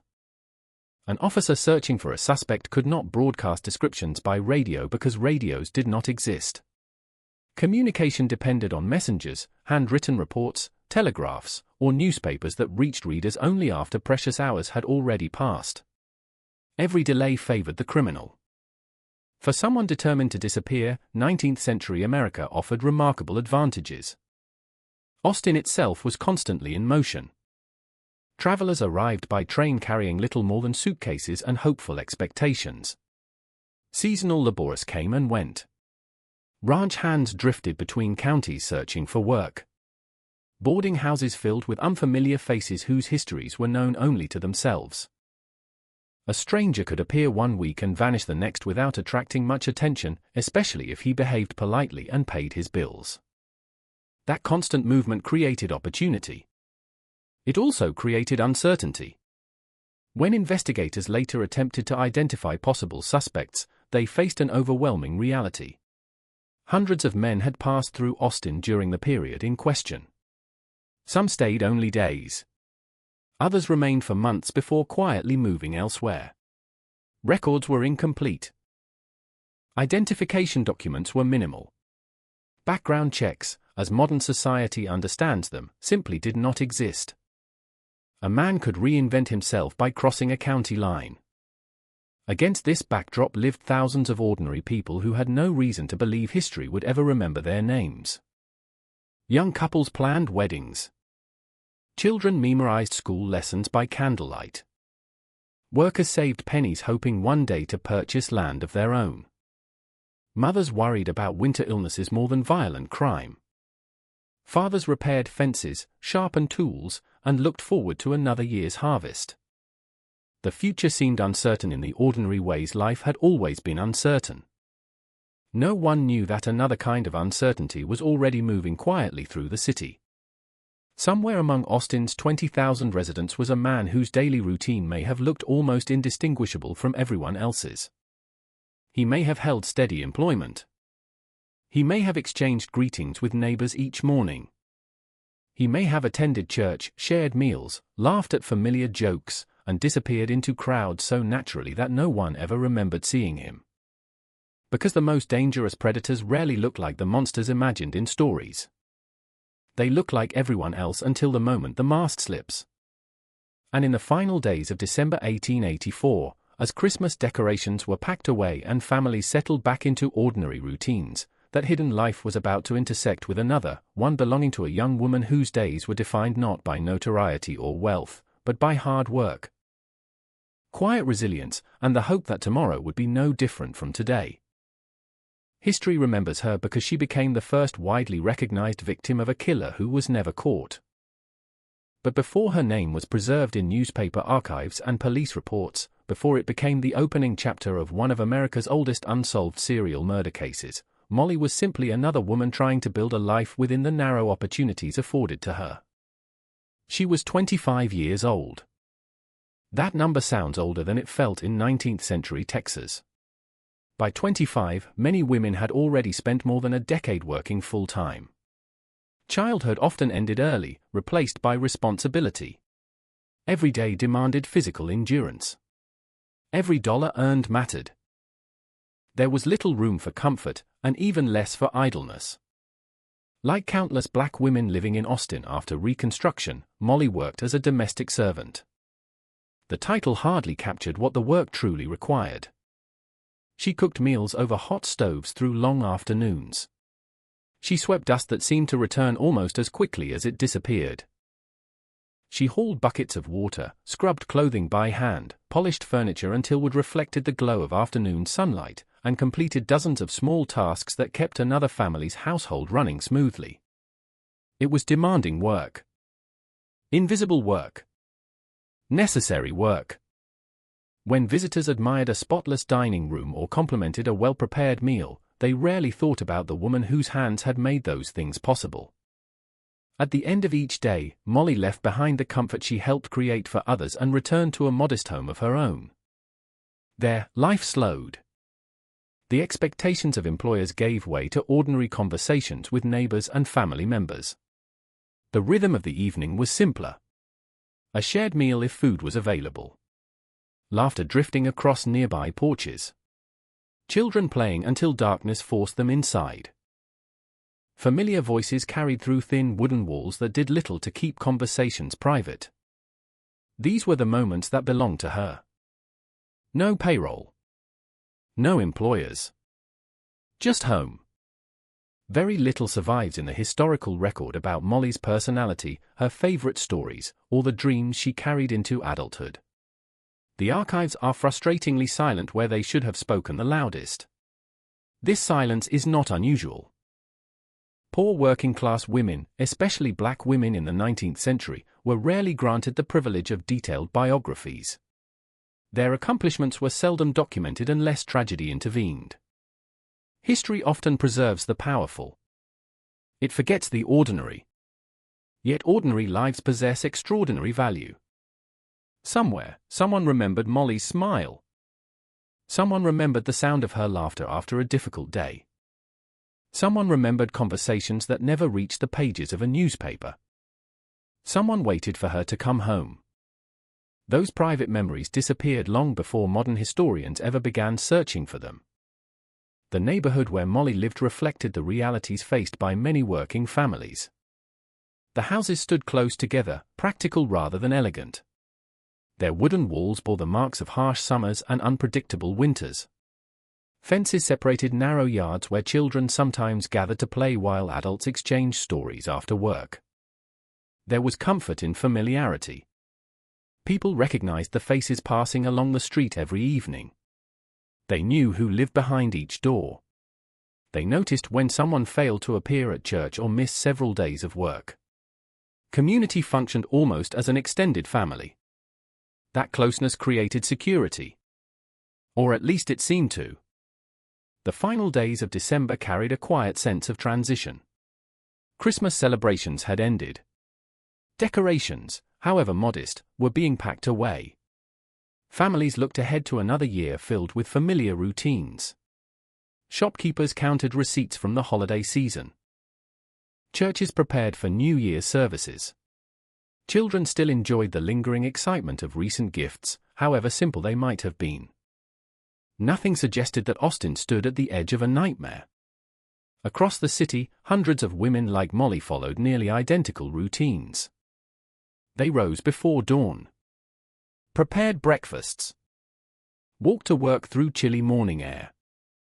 Returned home exhausted. Rested. Then repeated everything again. Routine can become so familiar that it creates the illusion of permanence. Tomorrow will resemble today. Next week will resemble this week. Life, despite its hardships, will continue. That comforting assumption is one of the first things violent crime destroys. Because crime interrupts more than a single moment. It divides life into two separate worlds. The world before and the world after. On the evening of December 29, 1884, Austin still existed in the world before. Families closed their curtains against the cold. Fires crackled inside fireplaces. Neighbors exchanged good-night wishes before disappearing indoors. Above them, winter clouds drifted slowly across the Texas sky, occasionally revealing patches of pale moonlight that spilled over rooftops and empty streets. Nothing appeared unusual. Nothing demanded alarm. If anyone noticed an unfamiliar figure walking through the darkness that evening, history never recorded it. Perhaps no one saw him at all. Perhaps they saw him and immediately forgot. After all, cities are filled with people whose faces disappear from memory only moments after they pass. The man who would eventually become known as the servant girl annihilator may have looked entirely unremarkable. His clothes may have blended effortlessly with everyone else's. His pace may have been calm. His expression ordinary. He may have passed neighbors who nodded politely without recognizing that they were looking directly at the individual who would soon plunge their city into months of terror. That possibility remains one of the most disturbing aspects of the entire case. The unknown rarely appears dramatic. It often arrives wearing the face of normality. As evening deepened into night, temperatures continued to fall. The streets emptied. Businesses locked their doors. The final wagons rolled home, their wooden wheels creaking against uneven roads before disappearing into silence. Inside countless homes, lamps were extinguished one by one. Darkness expanded across Austin until only scattered points of light remained. Some people slept peacefully. Others remained awake a little longer, finishing quiet conversations before climbing beneath heavy blankets. The city inhaled. Then settled into stillness. No police patrol scanned every neighborhood. No electric lights exposed hidden movement between houses. No barking alarms warned families of approaching danger. Only darkness. Only silence. Only the comforting belief that another ordinary morning was waiting just a few hours away. But somewhere beyond the reach of those dim porch lamps, someone else was awake. Someone who did not intend to sleep. Someone moving with purpose through streets he either knew well or had studied carefully enough to navigate without hesitation. Whether he planned his destination long before sunset or selected it only after wandering through quiet neighborhoods is something history cannot answer. What we do know is that before dawn broke over Austin, one home would become the first documented stage of a pattern so shocking that it would forever alter the city's understanding of fear. And by sunrise, the name Molly Smith would no longer belong only to the people who loved her. It would belong to history. There is a tendency, when looking back through the lens of history, to imagine that everyone recognized the beginning of a notorious case as it unfolded. We picture investigators sensing immediately that they were standing at the threshold of something unprecedented. We imagine newspaper editors scrambling to cover what would become one of America's oldest unsolved mysteries. We assume the city understood that it was witnessing the birth of a legend. The truth was far less dramatic. On the final night of December 1884, Austin had no idea it was about to enter the pages of criminal history. There was no sense of destiny hanging over the city. No warning carried on the winter wind. No prophecy whispered through church pews or crowded marketplaces. Life simply continued, as it always had. That ordinary quality is precisely what makes the story so unsettling. History's darkest chapters rarely announce themselves before they begin. They arrive quietly, disguised as another evening. Another family finishing supper. Another worker returning home. Another city falling asleep. When the first murder was discovered, it would not immediately be viewed as the opening move of a calculated series. It would be investigated as a single act of horrific violence. Neighbors would grieve. Officers would search for a suspect. The community would expect justice to come swiftly because that was what people believed happened. Murderers were caught. Motives were uncovered. Communities healed. No one yet understood that the person responsible was not finished. The months ahead would test every assumption the city held about crime, safety, and justice. With each new attack, fear would spread farther than the previous one. Families would reinforce their doors. Businesses would close earlier. Ministers would pray for protection from their pulpits. Newspapers would fill their columns with increasingly desperate reports. Detectives would chase rumors through muddy streets while the killer continued to move unseen.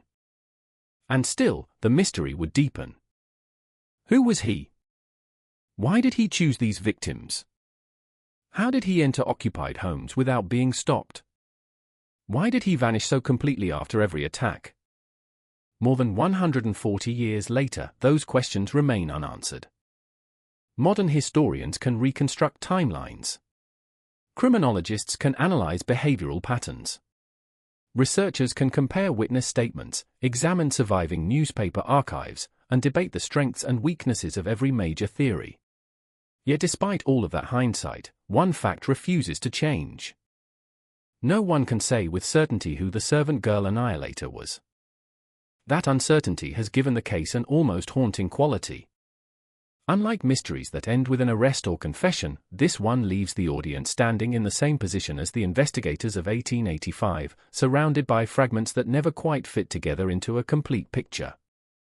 It is tempting to focus entirely on that mystery. To become fascinated by the unknown man who slipped through Austin's streets under the cover of darkness. To search endlessly for the identity hidden behind the crimes.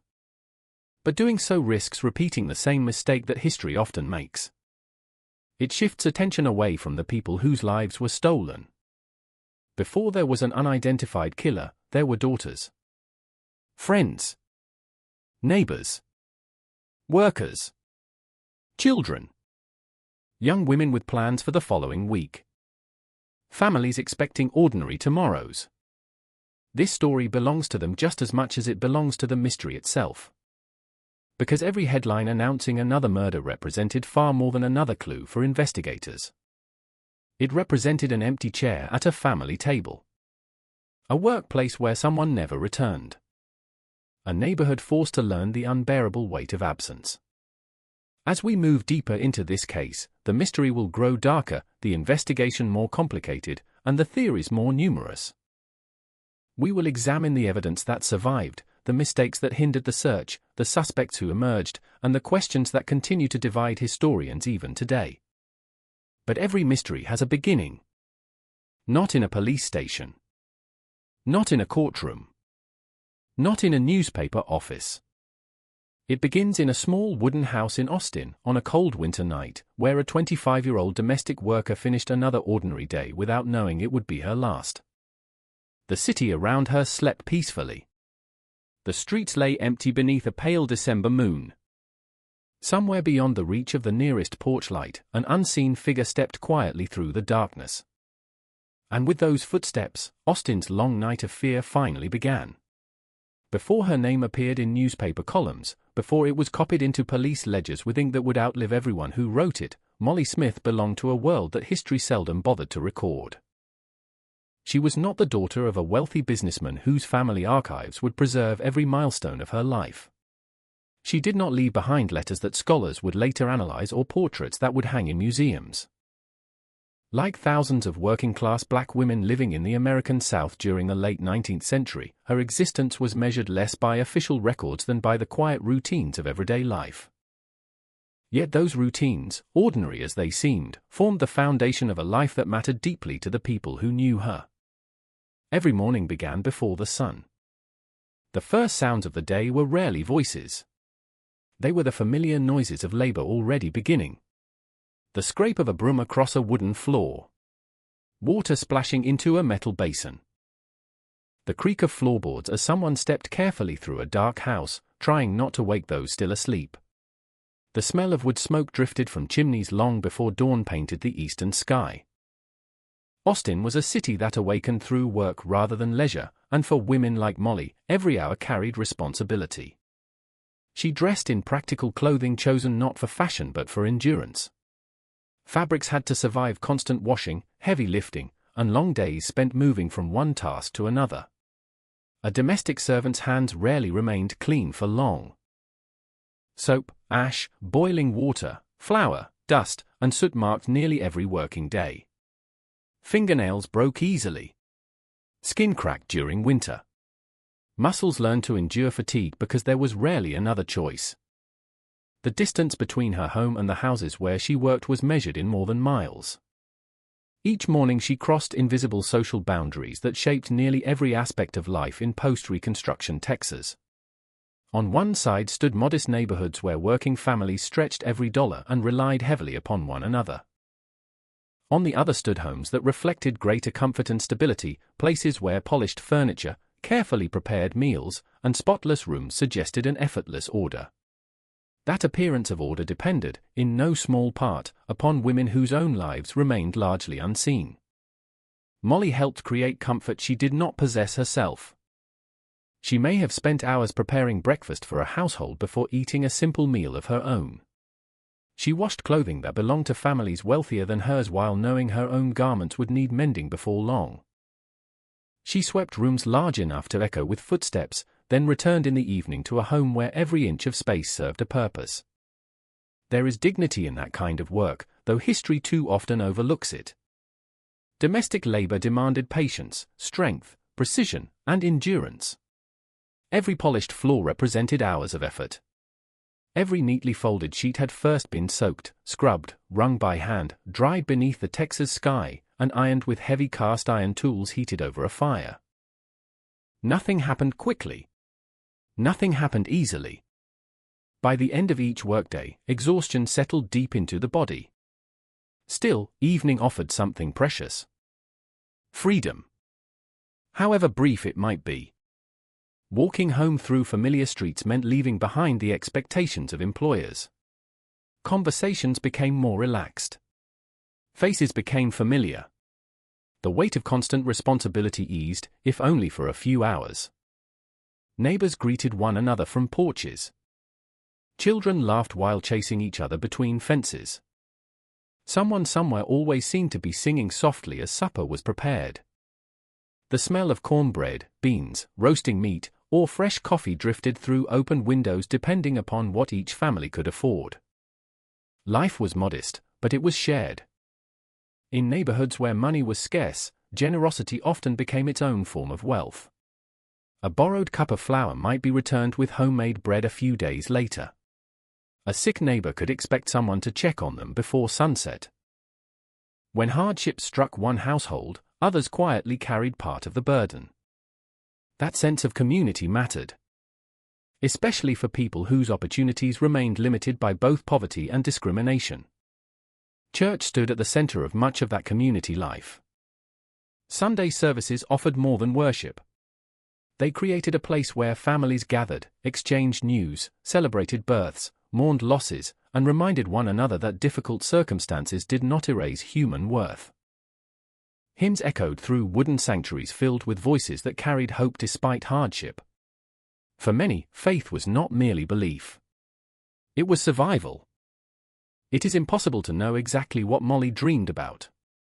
The historical record cannot tell us whether she hoped to marry, save enough money to purchase land, or simply find greater stability in a world that offered few guarantees. But dreams need not be extraordinary to matter. Sometimes the greatest dream is simply another peaceful year. Another Christmas with family. Another summer without illness. Another chance to wake before dawn and return home safely after work. Those hopes belong to ordinary people in every generation. That is what makes violent crime so devastating. It does not merely end a life. It interrupts an entire future. Every birthday never celebrated. Every conversation never finished. Every child never born. Every memory that should have existed but never had the chance to become real. When modern audiences encounter cases like this, it is easy to focus upon mystery. Who was the killer? How did he escape? Could the crimes be solved today? Those are important questions. Yet before any of them can be answered, another question deserves equal attention. Who were the people whose absence created that mystery? Molly Smith was not simply the first name on a list of victims.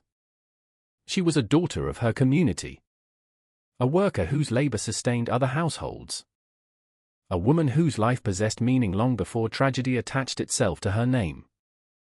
The fact that history remembers so little about her personal story says more about the era than it does about the value of her life. Entire generations of working people disappeared from official records despite shaping the communities around them every single day.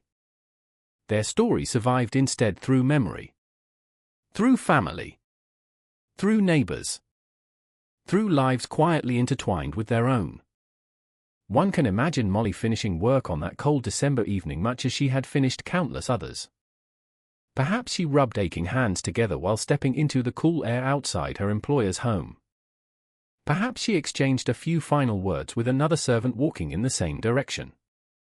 Perhaps she glanced upward at a sky already growing dark, calculating how long it would take to reach home before the temperature dropped further. There was nothing remarkable about the walk itself.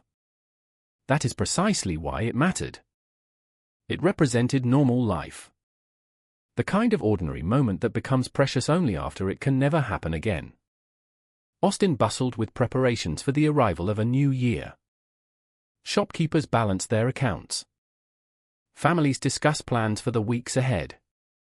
Workers looked forward to another payday. Life continued according to expectations built through habit and routine. No newspaper carried warnings about an unknown predator. No police officer advised women to remain indoors after sunset. No neighborhood organized nighttime patrols. There was no reason to. As far as the city knew, the greatest dangers remained the familiar ones: illness, accidents, financial hardship, harsh weather. Not someone moving silently through the darkness with intentions no one could yet imagine. As Molly made her way home that evening, she likely passed dozens of people who would later struggle to remember anything unusual about the day. A shopkeeper closing his door. A boy leading a horse toward the stable. A woman calling children inside before nightfall. A man tipping his hat in greeting before continuing down the street. Ordinary faces. Ordinary moments. The last ordinary evening before everything changed. Night settled over Austin with a quiet certainty that people of the 19th century understood better than most of us ever will. There were no glowing windows from televisions, no distant hum of highways, no flood of electric light pushing back the darkness. Once the lamps were extinguished and the fireplaces burned low, the city seemed to fold into itself. Shadows stretched across narrow streets until one house blended into the next, and the world beyond a front porch became little more than suggestion. For families preparing for bed, the routine was almost ceremonial. Doors were checked one last time. The evening fire was stirred so enough warmth would remain until morning. Children were reminded to say their prayers. Blankets were pulled tightly against the winter cold that slipped through cracks in weathered wooden walls. Then, little by little, conversation faded. The city surrendered to sleep. Somewhere among those homes, Molly did exactly what countless other working people did every night after another exhausting day. She prepared herself for tomorrow without realizing tomorrow would never arrive for her. There was probably work waiting in the morning. Floors that still needed sweeping. Laundry yet to be washed. Meals to prepare. Responsibilities rarely paused simply because someone felt tired. Fatigue became its own kind of companion. For domestic servants, rest was never a luxury. It was a necessity measured in hours rather than comfort. Every aching muscle promised another day of labor ahead. Every night's sleep was an investment in surviving the next morning. There is something profoundly human about those final ordinary moments before tragedy. Perhaps she adjusted the blanket around herself against the cold. Perhaps she exchanged a few quiet words with someone else inside the house. Perhaps she listened for a moment to the wind moving outside before closing her eyes. The historical record cannot answer those questions. What it can tell us is that, until that night, there was no reason for her to expect danger. Violence of the kind that was about to unfold did not belong to everyday life. People argued. People drank too much. Occasionally someone settled a dispute with a knife or a revolver. But a stranger entering a sleeping home without warning. That belonged more to nightmares than reality. Elsewhere in Austin, hundreds of similar scenes unfolded behind closed doors.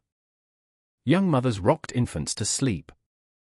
Older couples spoke quietly before extinguishing their lamps. Boarding houses echoed with muffled footsteps as tenants settled into rented rooms. Stable hands covered horses with blankets against the cold. Night watchmen followed familiar routes, their lanterns casting brief circles of light before disappearing around another corner. Everything appeared exactly as it should. If anyone had stood on a nearby hill overlooking the city, Austin would have seemed peaceful. Scattered lights glowed softly against the darkness. Thin streams of smoke drifted upward from chimneys. Nothing visible suggested that within a few hours, an entire community would awaken to horror. The man moving through that darkness left behind no diary. No confession. No explanation. History offers only fragments from which investigators and historians have tried to reconstruct his behavior. Did he already know the neighborhood? Had he observed it for days? Did he choose his victim in advance, or did opportunity guide his decision? Those questions remain unanswered. Yet certain possibilities continue to trouble criminal historians. Whoever committed these crimes appeared remarkably comfortable entering occupied homes. That confidence rarely develops overnight. It suggests familiarity with risk. Perhaps he understood how sound traveled through wooden houses. Perhaps he recognized which neighborhoods became completely silent after midnight. Perhaps he had learned that most families, exhausted from physical labor, slept deeply enough that he could move before anyone reacted. Whether those lessons came from innocent experience or previous crimes remains one of the case's enduring mysteries. The darkness itself became an accomplice. Clouds drifting across the moon occasionally swallowed what little light existed. Fences disappeared into black silhouettes. Trees cast uneven shadows across narrow yards. Even someone standing only a short distance away might have remained invisible unless they moved. The city unknowingly offered endless places where a determined stranger could disappear. Modern audiences sometimes underestimate just how isolated 19th-century nights truly were. Today, a scream might trigger porch lights, surveillance cameras, emergency calls, and dozens of witnesses within seconds. Austin in 1884 possessed none of those protections. Communication moved at the speed of human voices. By the time neighbors understood something was wrong, precious minutes, or longer, could already have passed. Those delays would become one of the killer's greatest advantages. He did not need extraordinary luck. He needed only enough time. Time to approach unnoticed. Time to commit unimaginable violence. Time to vanish before organized pursuit could begin. And in a city illuminated only by scattered oil lamps, time belonged to whoever understood darkness best. There is another unsettling truth hidden within these events. The killer almost certainly walked away from every crime scene. He did not dissolve into legend the moment the attack ended. He became another figure moving through sleeping streets. His breathing slowed. His footsteps blended into ordinary sounds. Perhaps he wiped blood from his clothing before returning home. Perhaps he entered a boarding house where no one questioned why he had arrived so late. Perhaps he slept peacefully while the rest of the city awakened to grief. That possibility remains deeply disturbing because it strips away the comforting distance we often place between ourselves and those who commit terrible acts. Monsters rarely remain monsters every hour of every day. Many are frightening precisely because they can appear completely ordinary until the moment they choose otherwise. Someone may have greeted him politely the next morning. Someone may have shared breakfast with him. Someone may have trusted him. No surviving evidence allows us to know. As midnight passed into the earliest hours of December 30th, the temperature continued to fall. Frost clung lightly to fences and rooftops. The air carried the sharp stillness unique to winter nights. Even the dogs that had barked earlier grew quiet. Austin slept, unaware that history had already begun changing around it. By dawn, one woman's ordinary life would be over. Before another sunset arrived, rumors would begin spreading from house to house. Before the week ended, newspaper presses would carry the first accounts of a murder few imagined was only the beginning. And before the following year came to a close, an entire city would learn that what happened on this cold December night had never been an isolated tragedy at all. It was the opening chapter of a nightmare that would claim more victims, confound every investigation, and leave behind questions that would survive for well over a century. The tragedy of Molly Smith is that the world learned her name only because something terrible happened to her. That is the cruel pattern repeated throughout history. Many people who live quiet, meaningful lives remain invisible to the public record. Their work supports families, their kindness strengthens communities, and their presence becomes part of the everyday rhythm of those around them. Yet when violence takes them away, the world suddenly searches for details it failed to collect while they were alive. Who was she? What did she love? What made her laugh? Who waited for her at the end of the day? For Molly Smith, those questions remain mostly unanswered. But the absence of information should never be mistaken for an absence of importance. A person's value is not measured by how many newspapers mention their name or how many official documents preserve their story. Before she became the first victim connected to the servant girl annihilator case, Molly was a living person with relationships, memories, and a place within her community. Someone knew the sound of her footsteps approaching. Someone recognized her voice before seeing her face. Someone noticed when she was happy and someone noticed when she was tired. Someone cared whether she came home. That is the reality hidden behind every historical crime file. Beneath the dates and descriptions, beneath the investigative notes and newspaper headlines, there were human beings whose futures were stolen. Molly's story also reflects a larger reality of the time in which she lived. The year was 1884.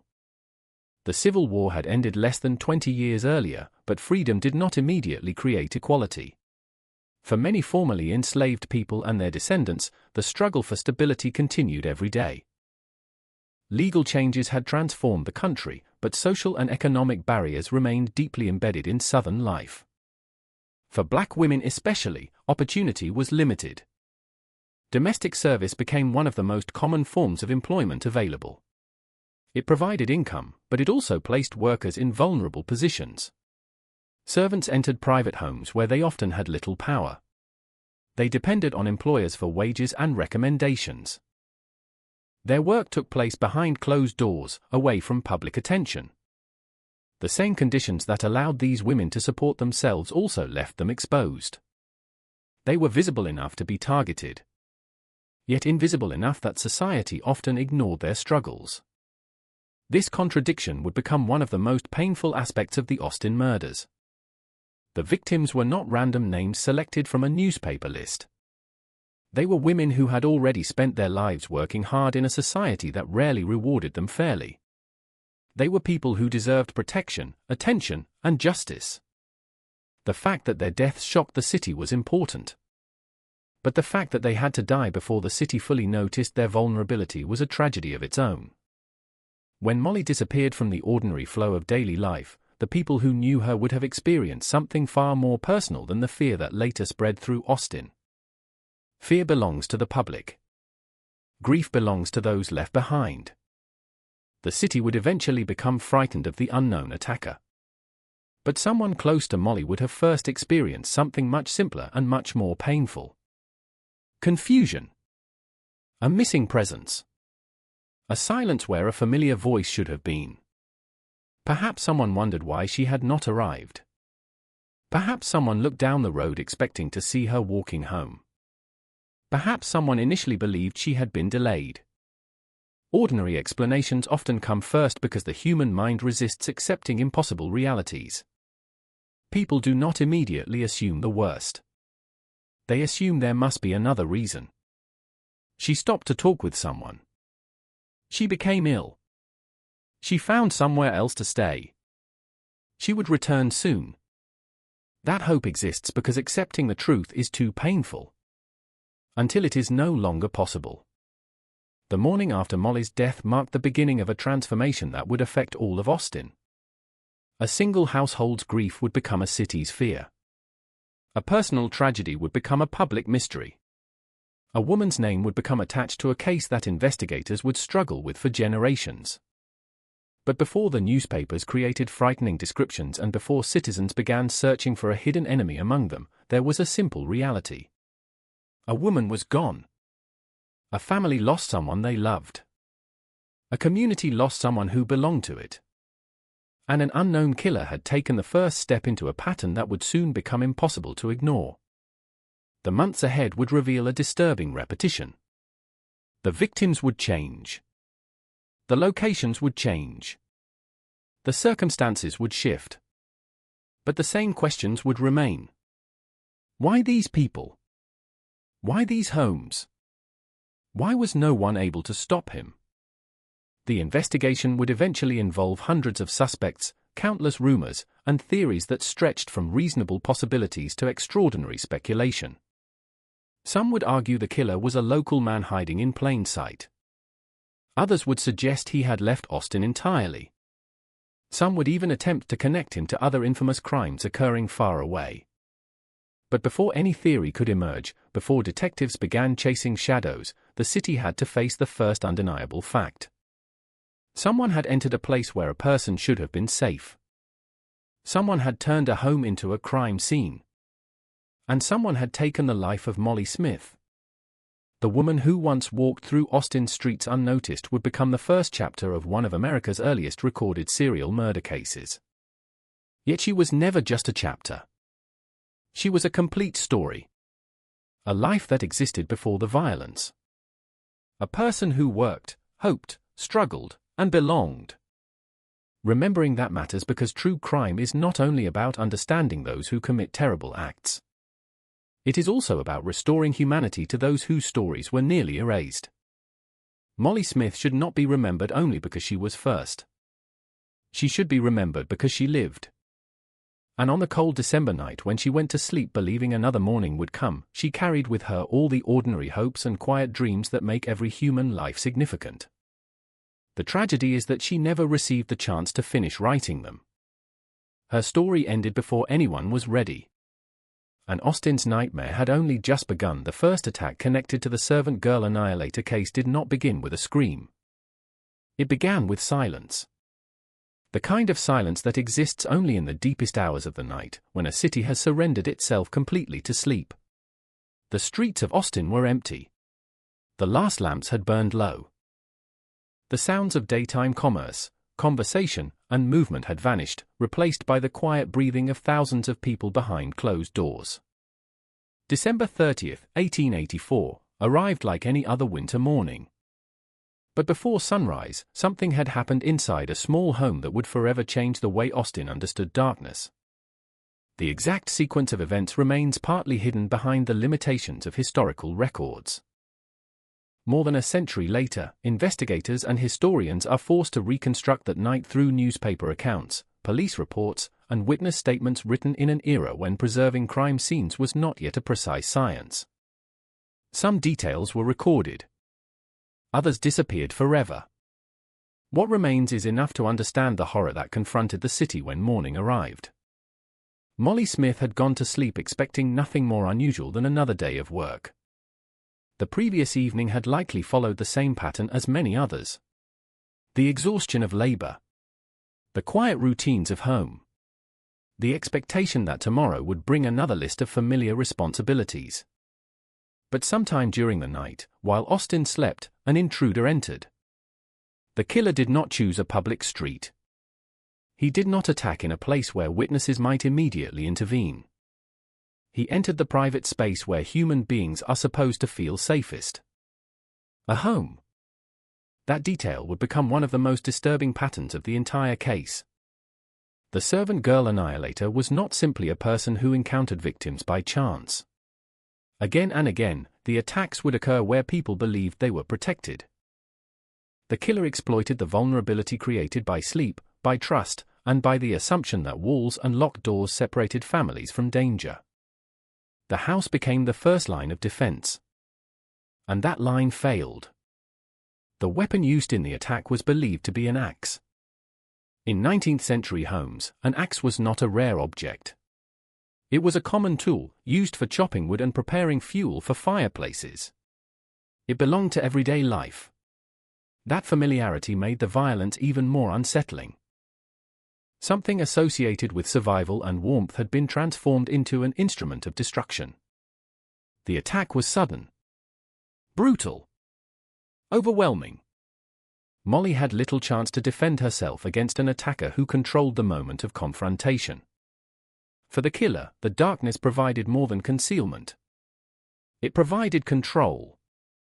A sleeping victim could not anticipate danger, could not prepare, could not call for help. The first moments of an attack often reveal much about an offender's mindset. The person responsible for Molly's death acted with enough confidence to enter a residence while people were inside. He was willing to take enormous risks. He trusted that the night, the layout of the home, and the vulnerability of his victim would work in his favor. That confidence would later become one of the most frightening characteristics of the case. This was not a crime of sudden anger followed by immediate escape.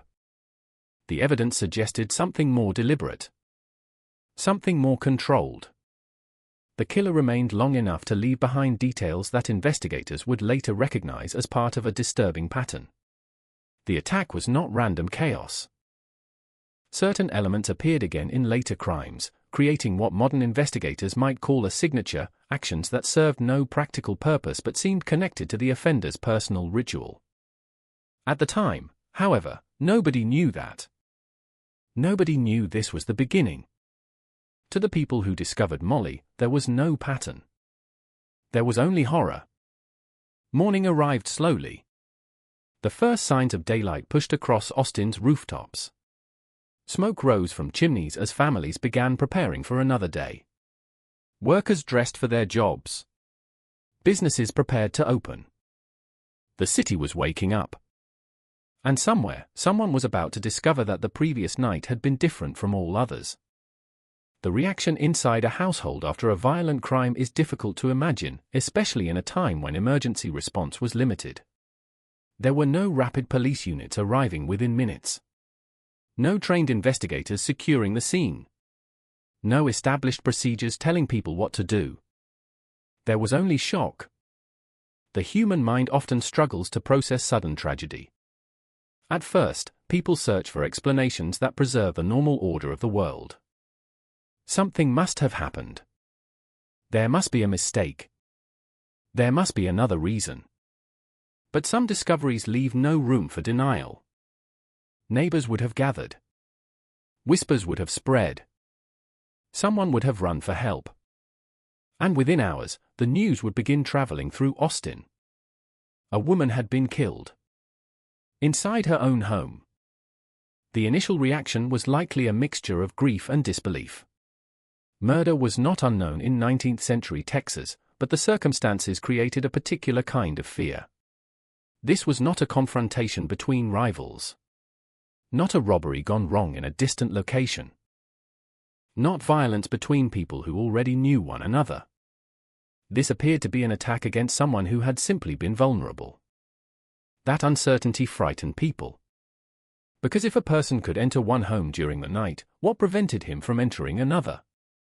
The first investigation began with the limited tools available at the time. Officers examined the scene. Witnesses were questioned. Rumors began forming almost immediately. Someone had to be responsible.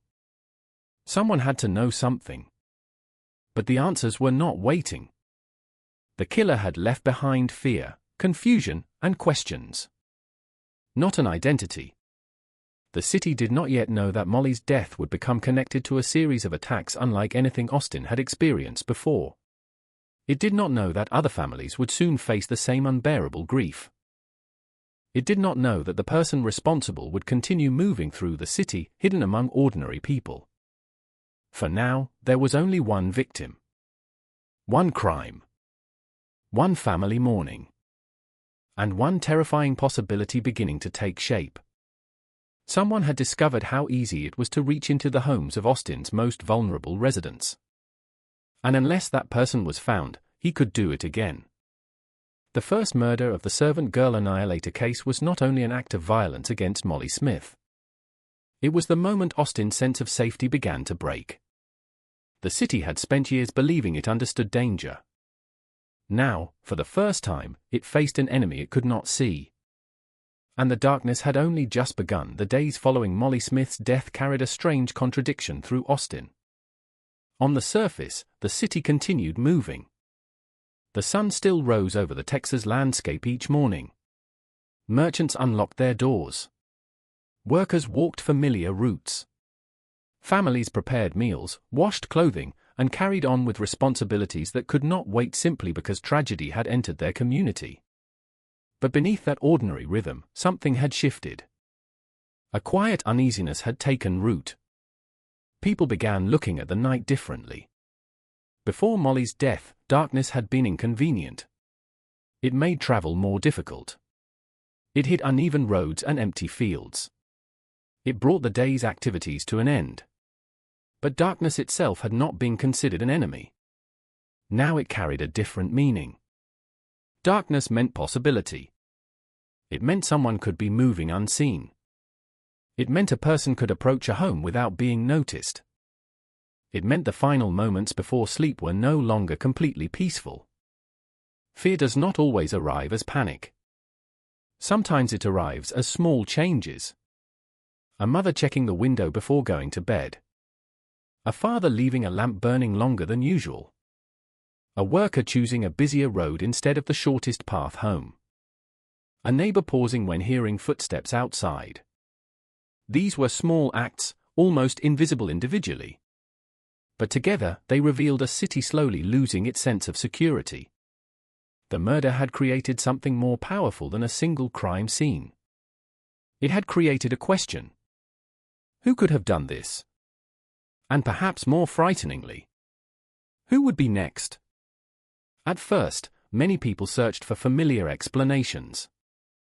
Maybe the killer was someone who knew Molly. Maybe there had been a hidden disagreement.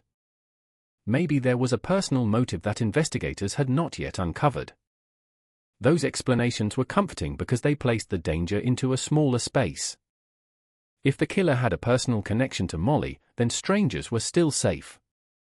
If the crime had a specific reason, then ordinary families could continue believing their own homes were protected.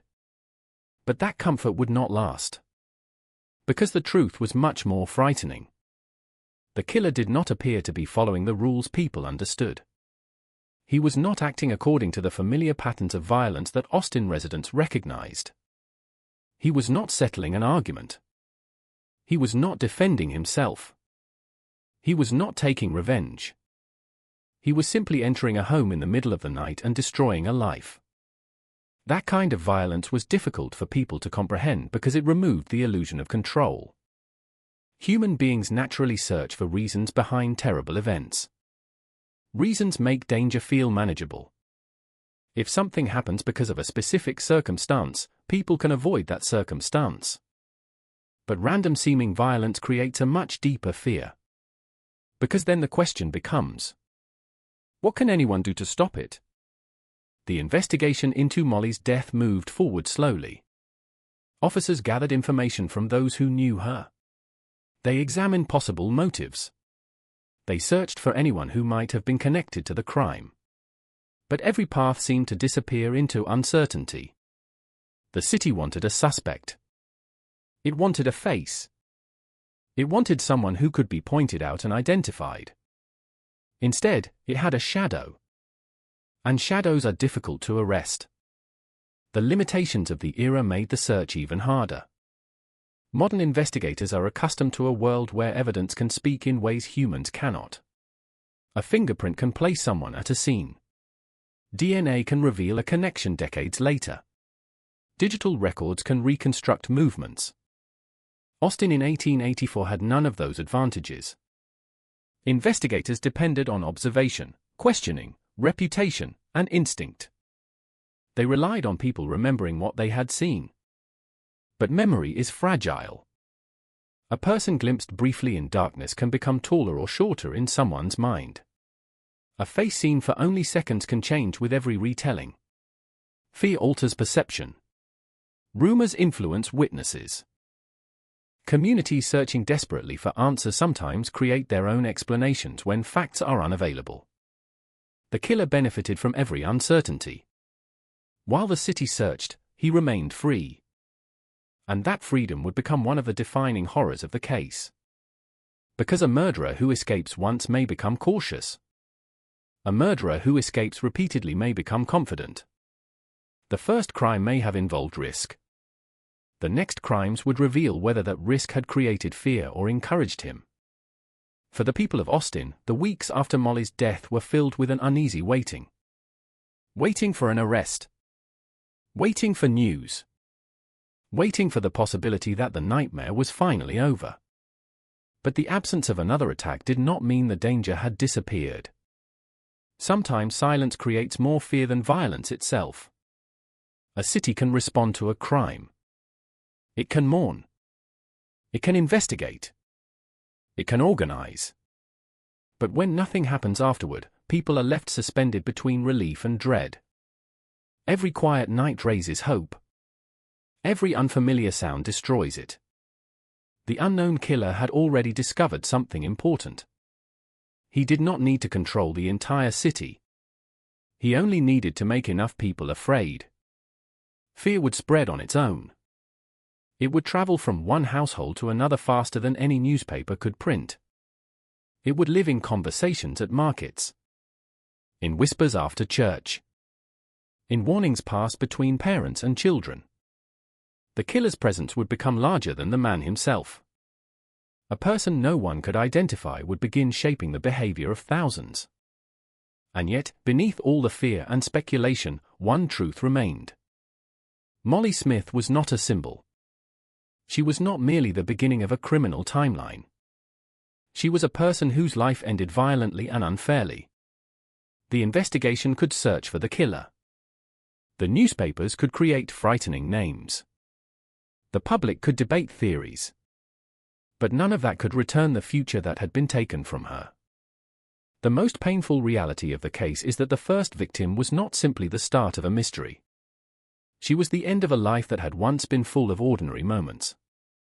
A morning routine. A day's work. A conversation with someone she cared about. A future she would never see. And while Austin was only beginning to understand the danger surrounding it, the person responsible had already crossed the line that would define him forever. He had killed once.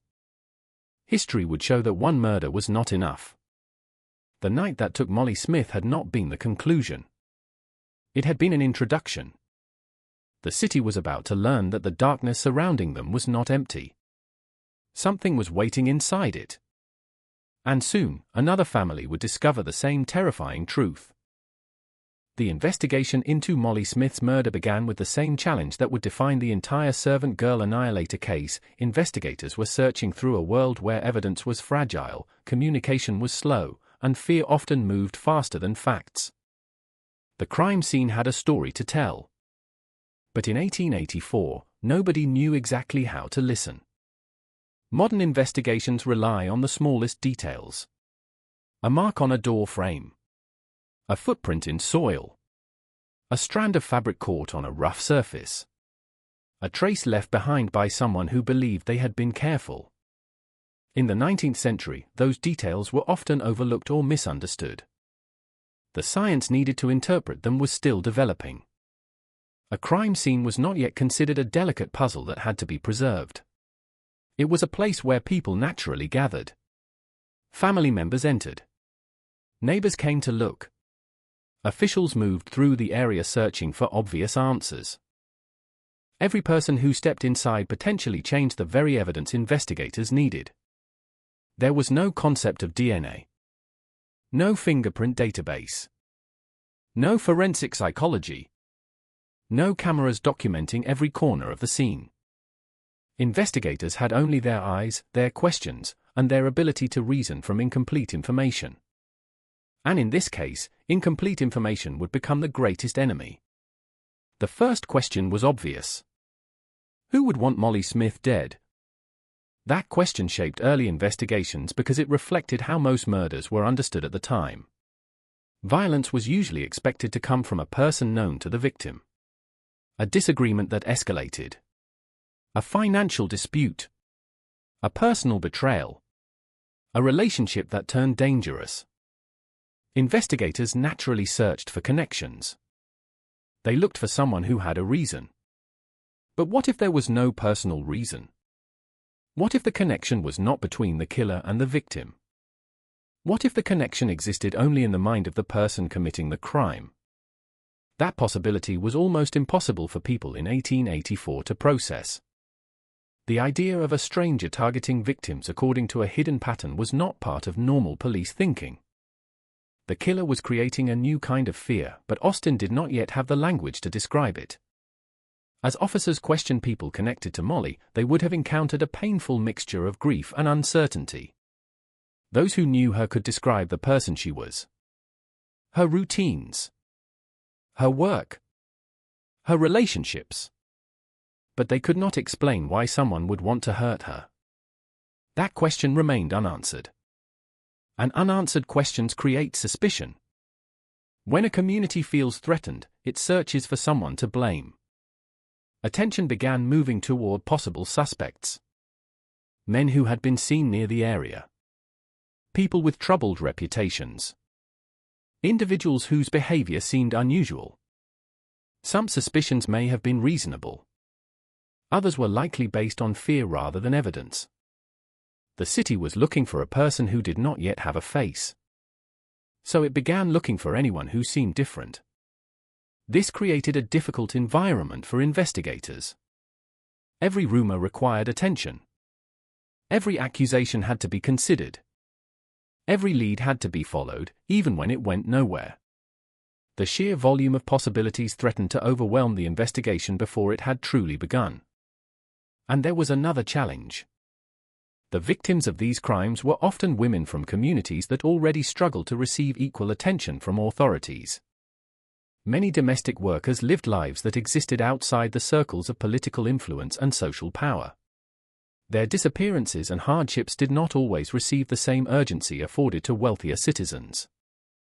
This social reality complicated the search for justice. A crime can be difficult to solve because evidence is missing. But it can become even harder when the victims themselves are not given the attention they deserve. The investigation into Molly Smith's death occurred inside a society still shaped by inequality. The people searching for the killer were working within those limitations, whether they recognized it or not. Every delay mattered. Every overlooked possibility mattered. Every assumption about whose life deserved immediate protection mattered.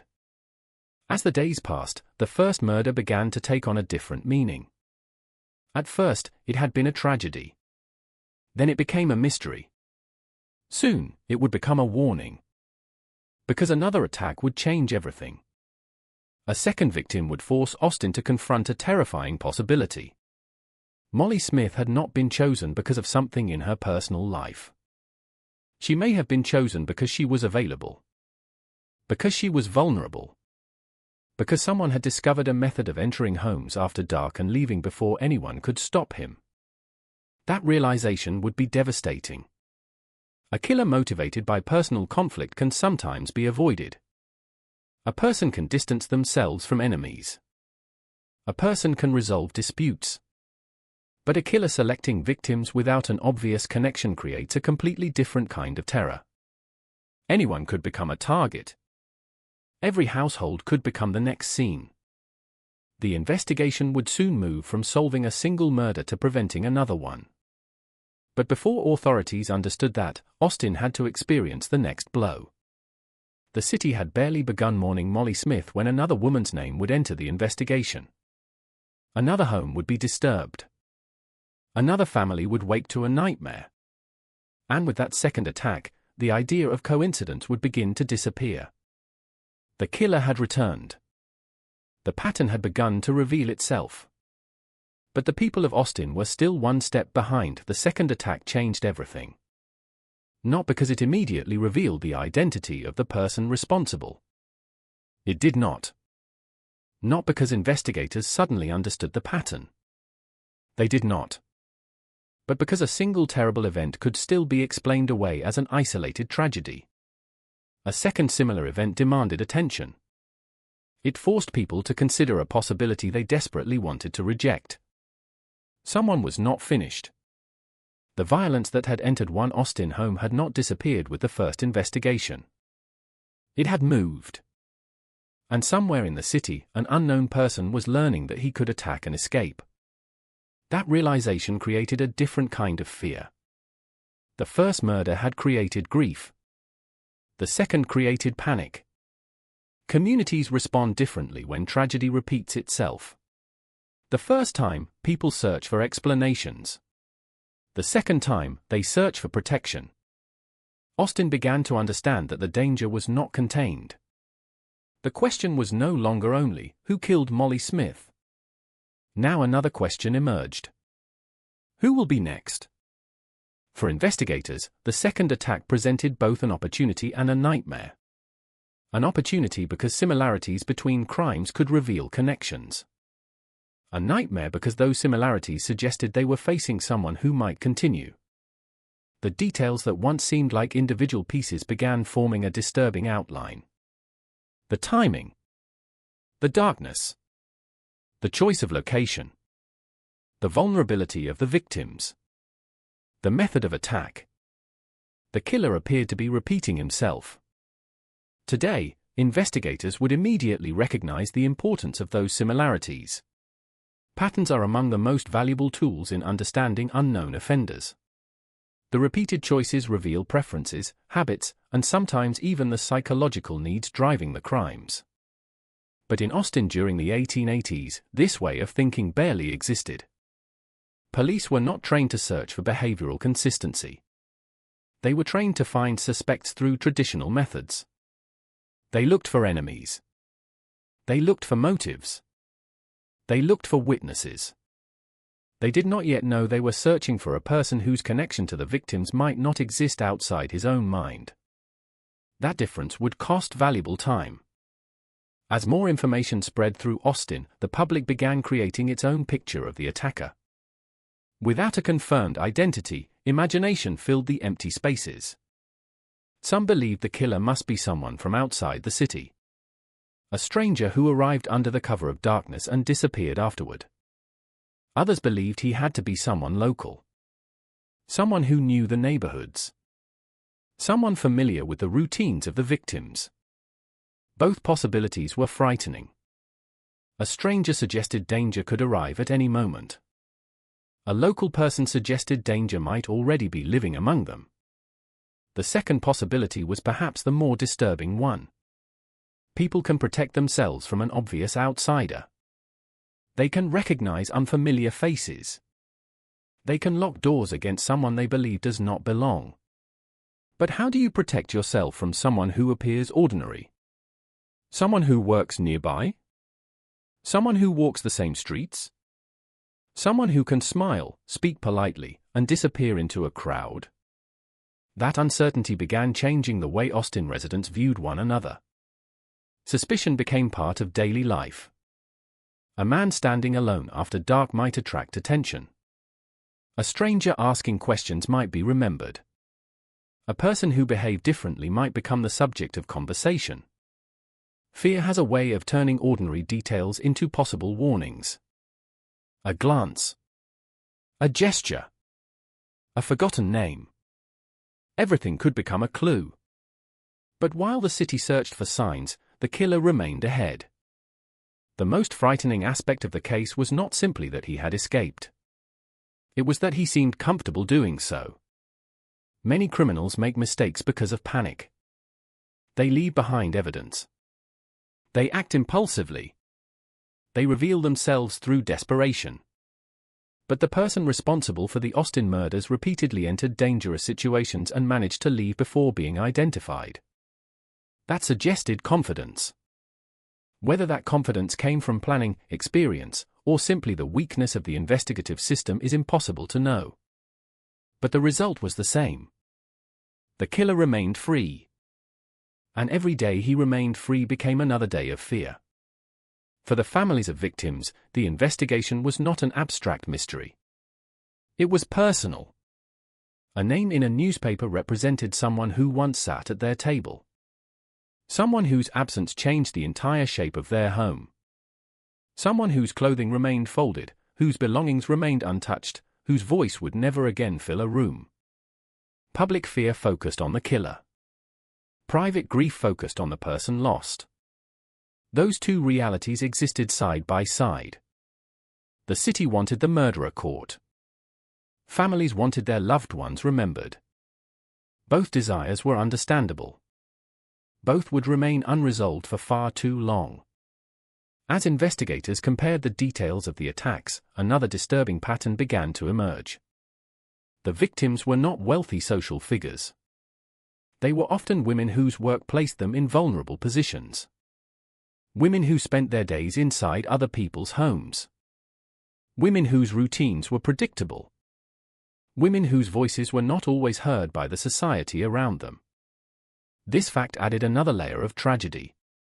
The killer appeared to be selecting people who had limited protection. People whose neighborhoods lacked resources. People who were less likely to be defended by social influence. The victims were not chosen because they were less valuable. They were chosen because the killer believed they were easier to reach. That distinction matters. The crimes revealed something about the offender. He was not simply seeking victims. He was seeking opportunity. And opportunity was everywhere.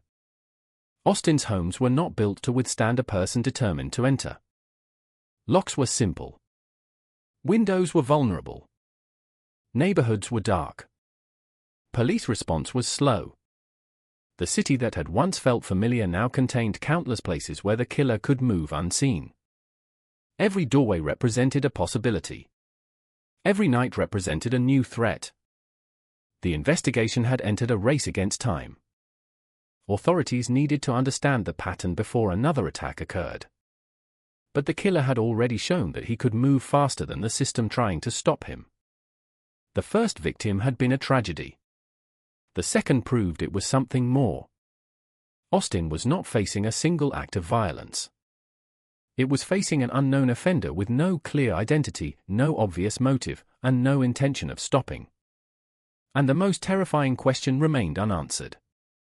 If he had done it again, what would prevent him from doing it a third time?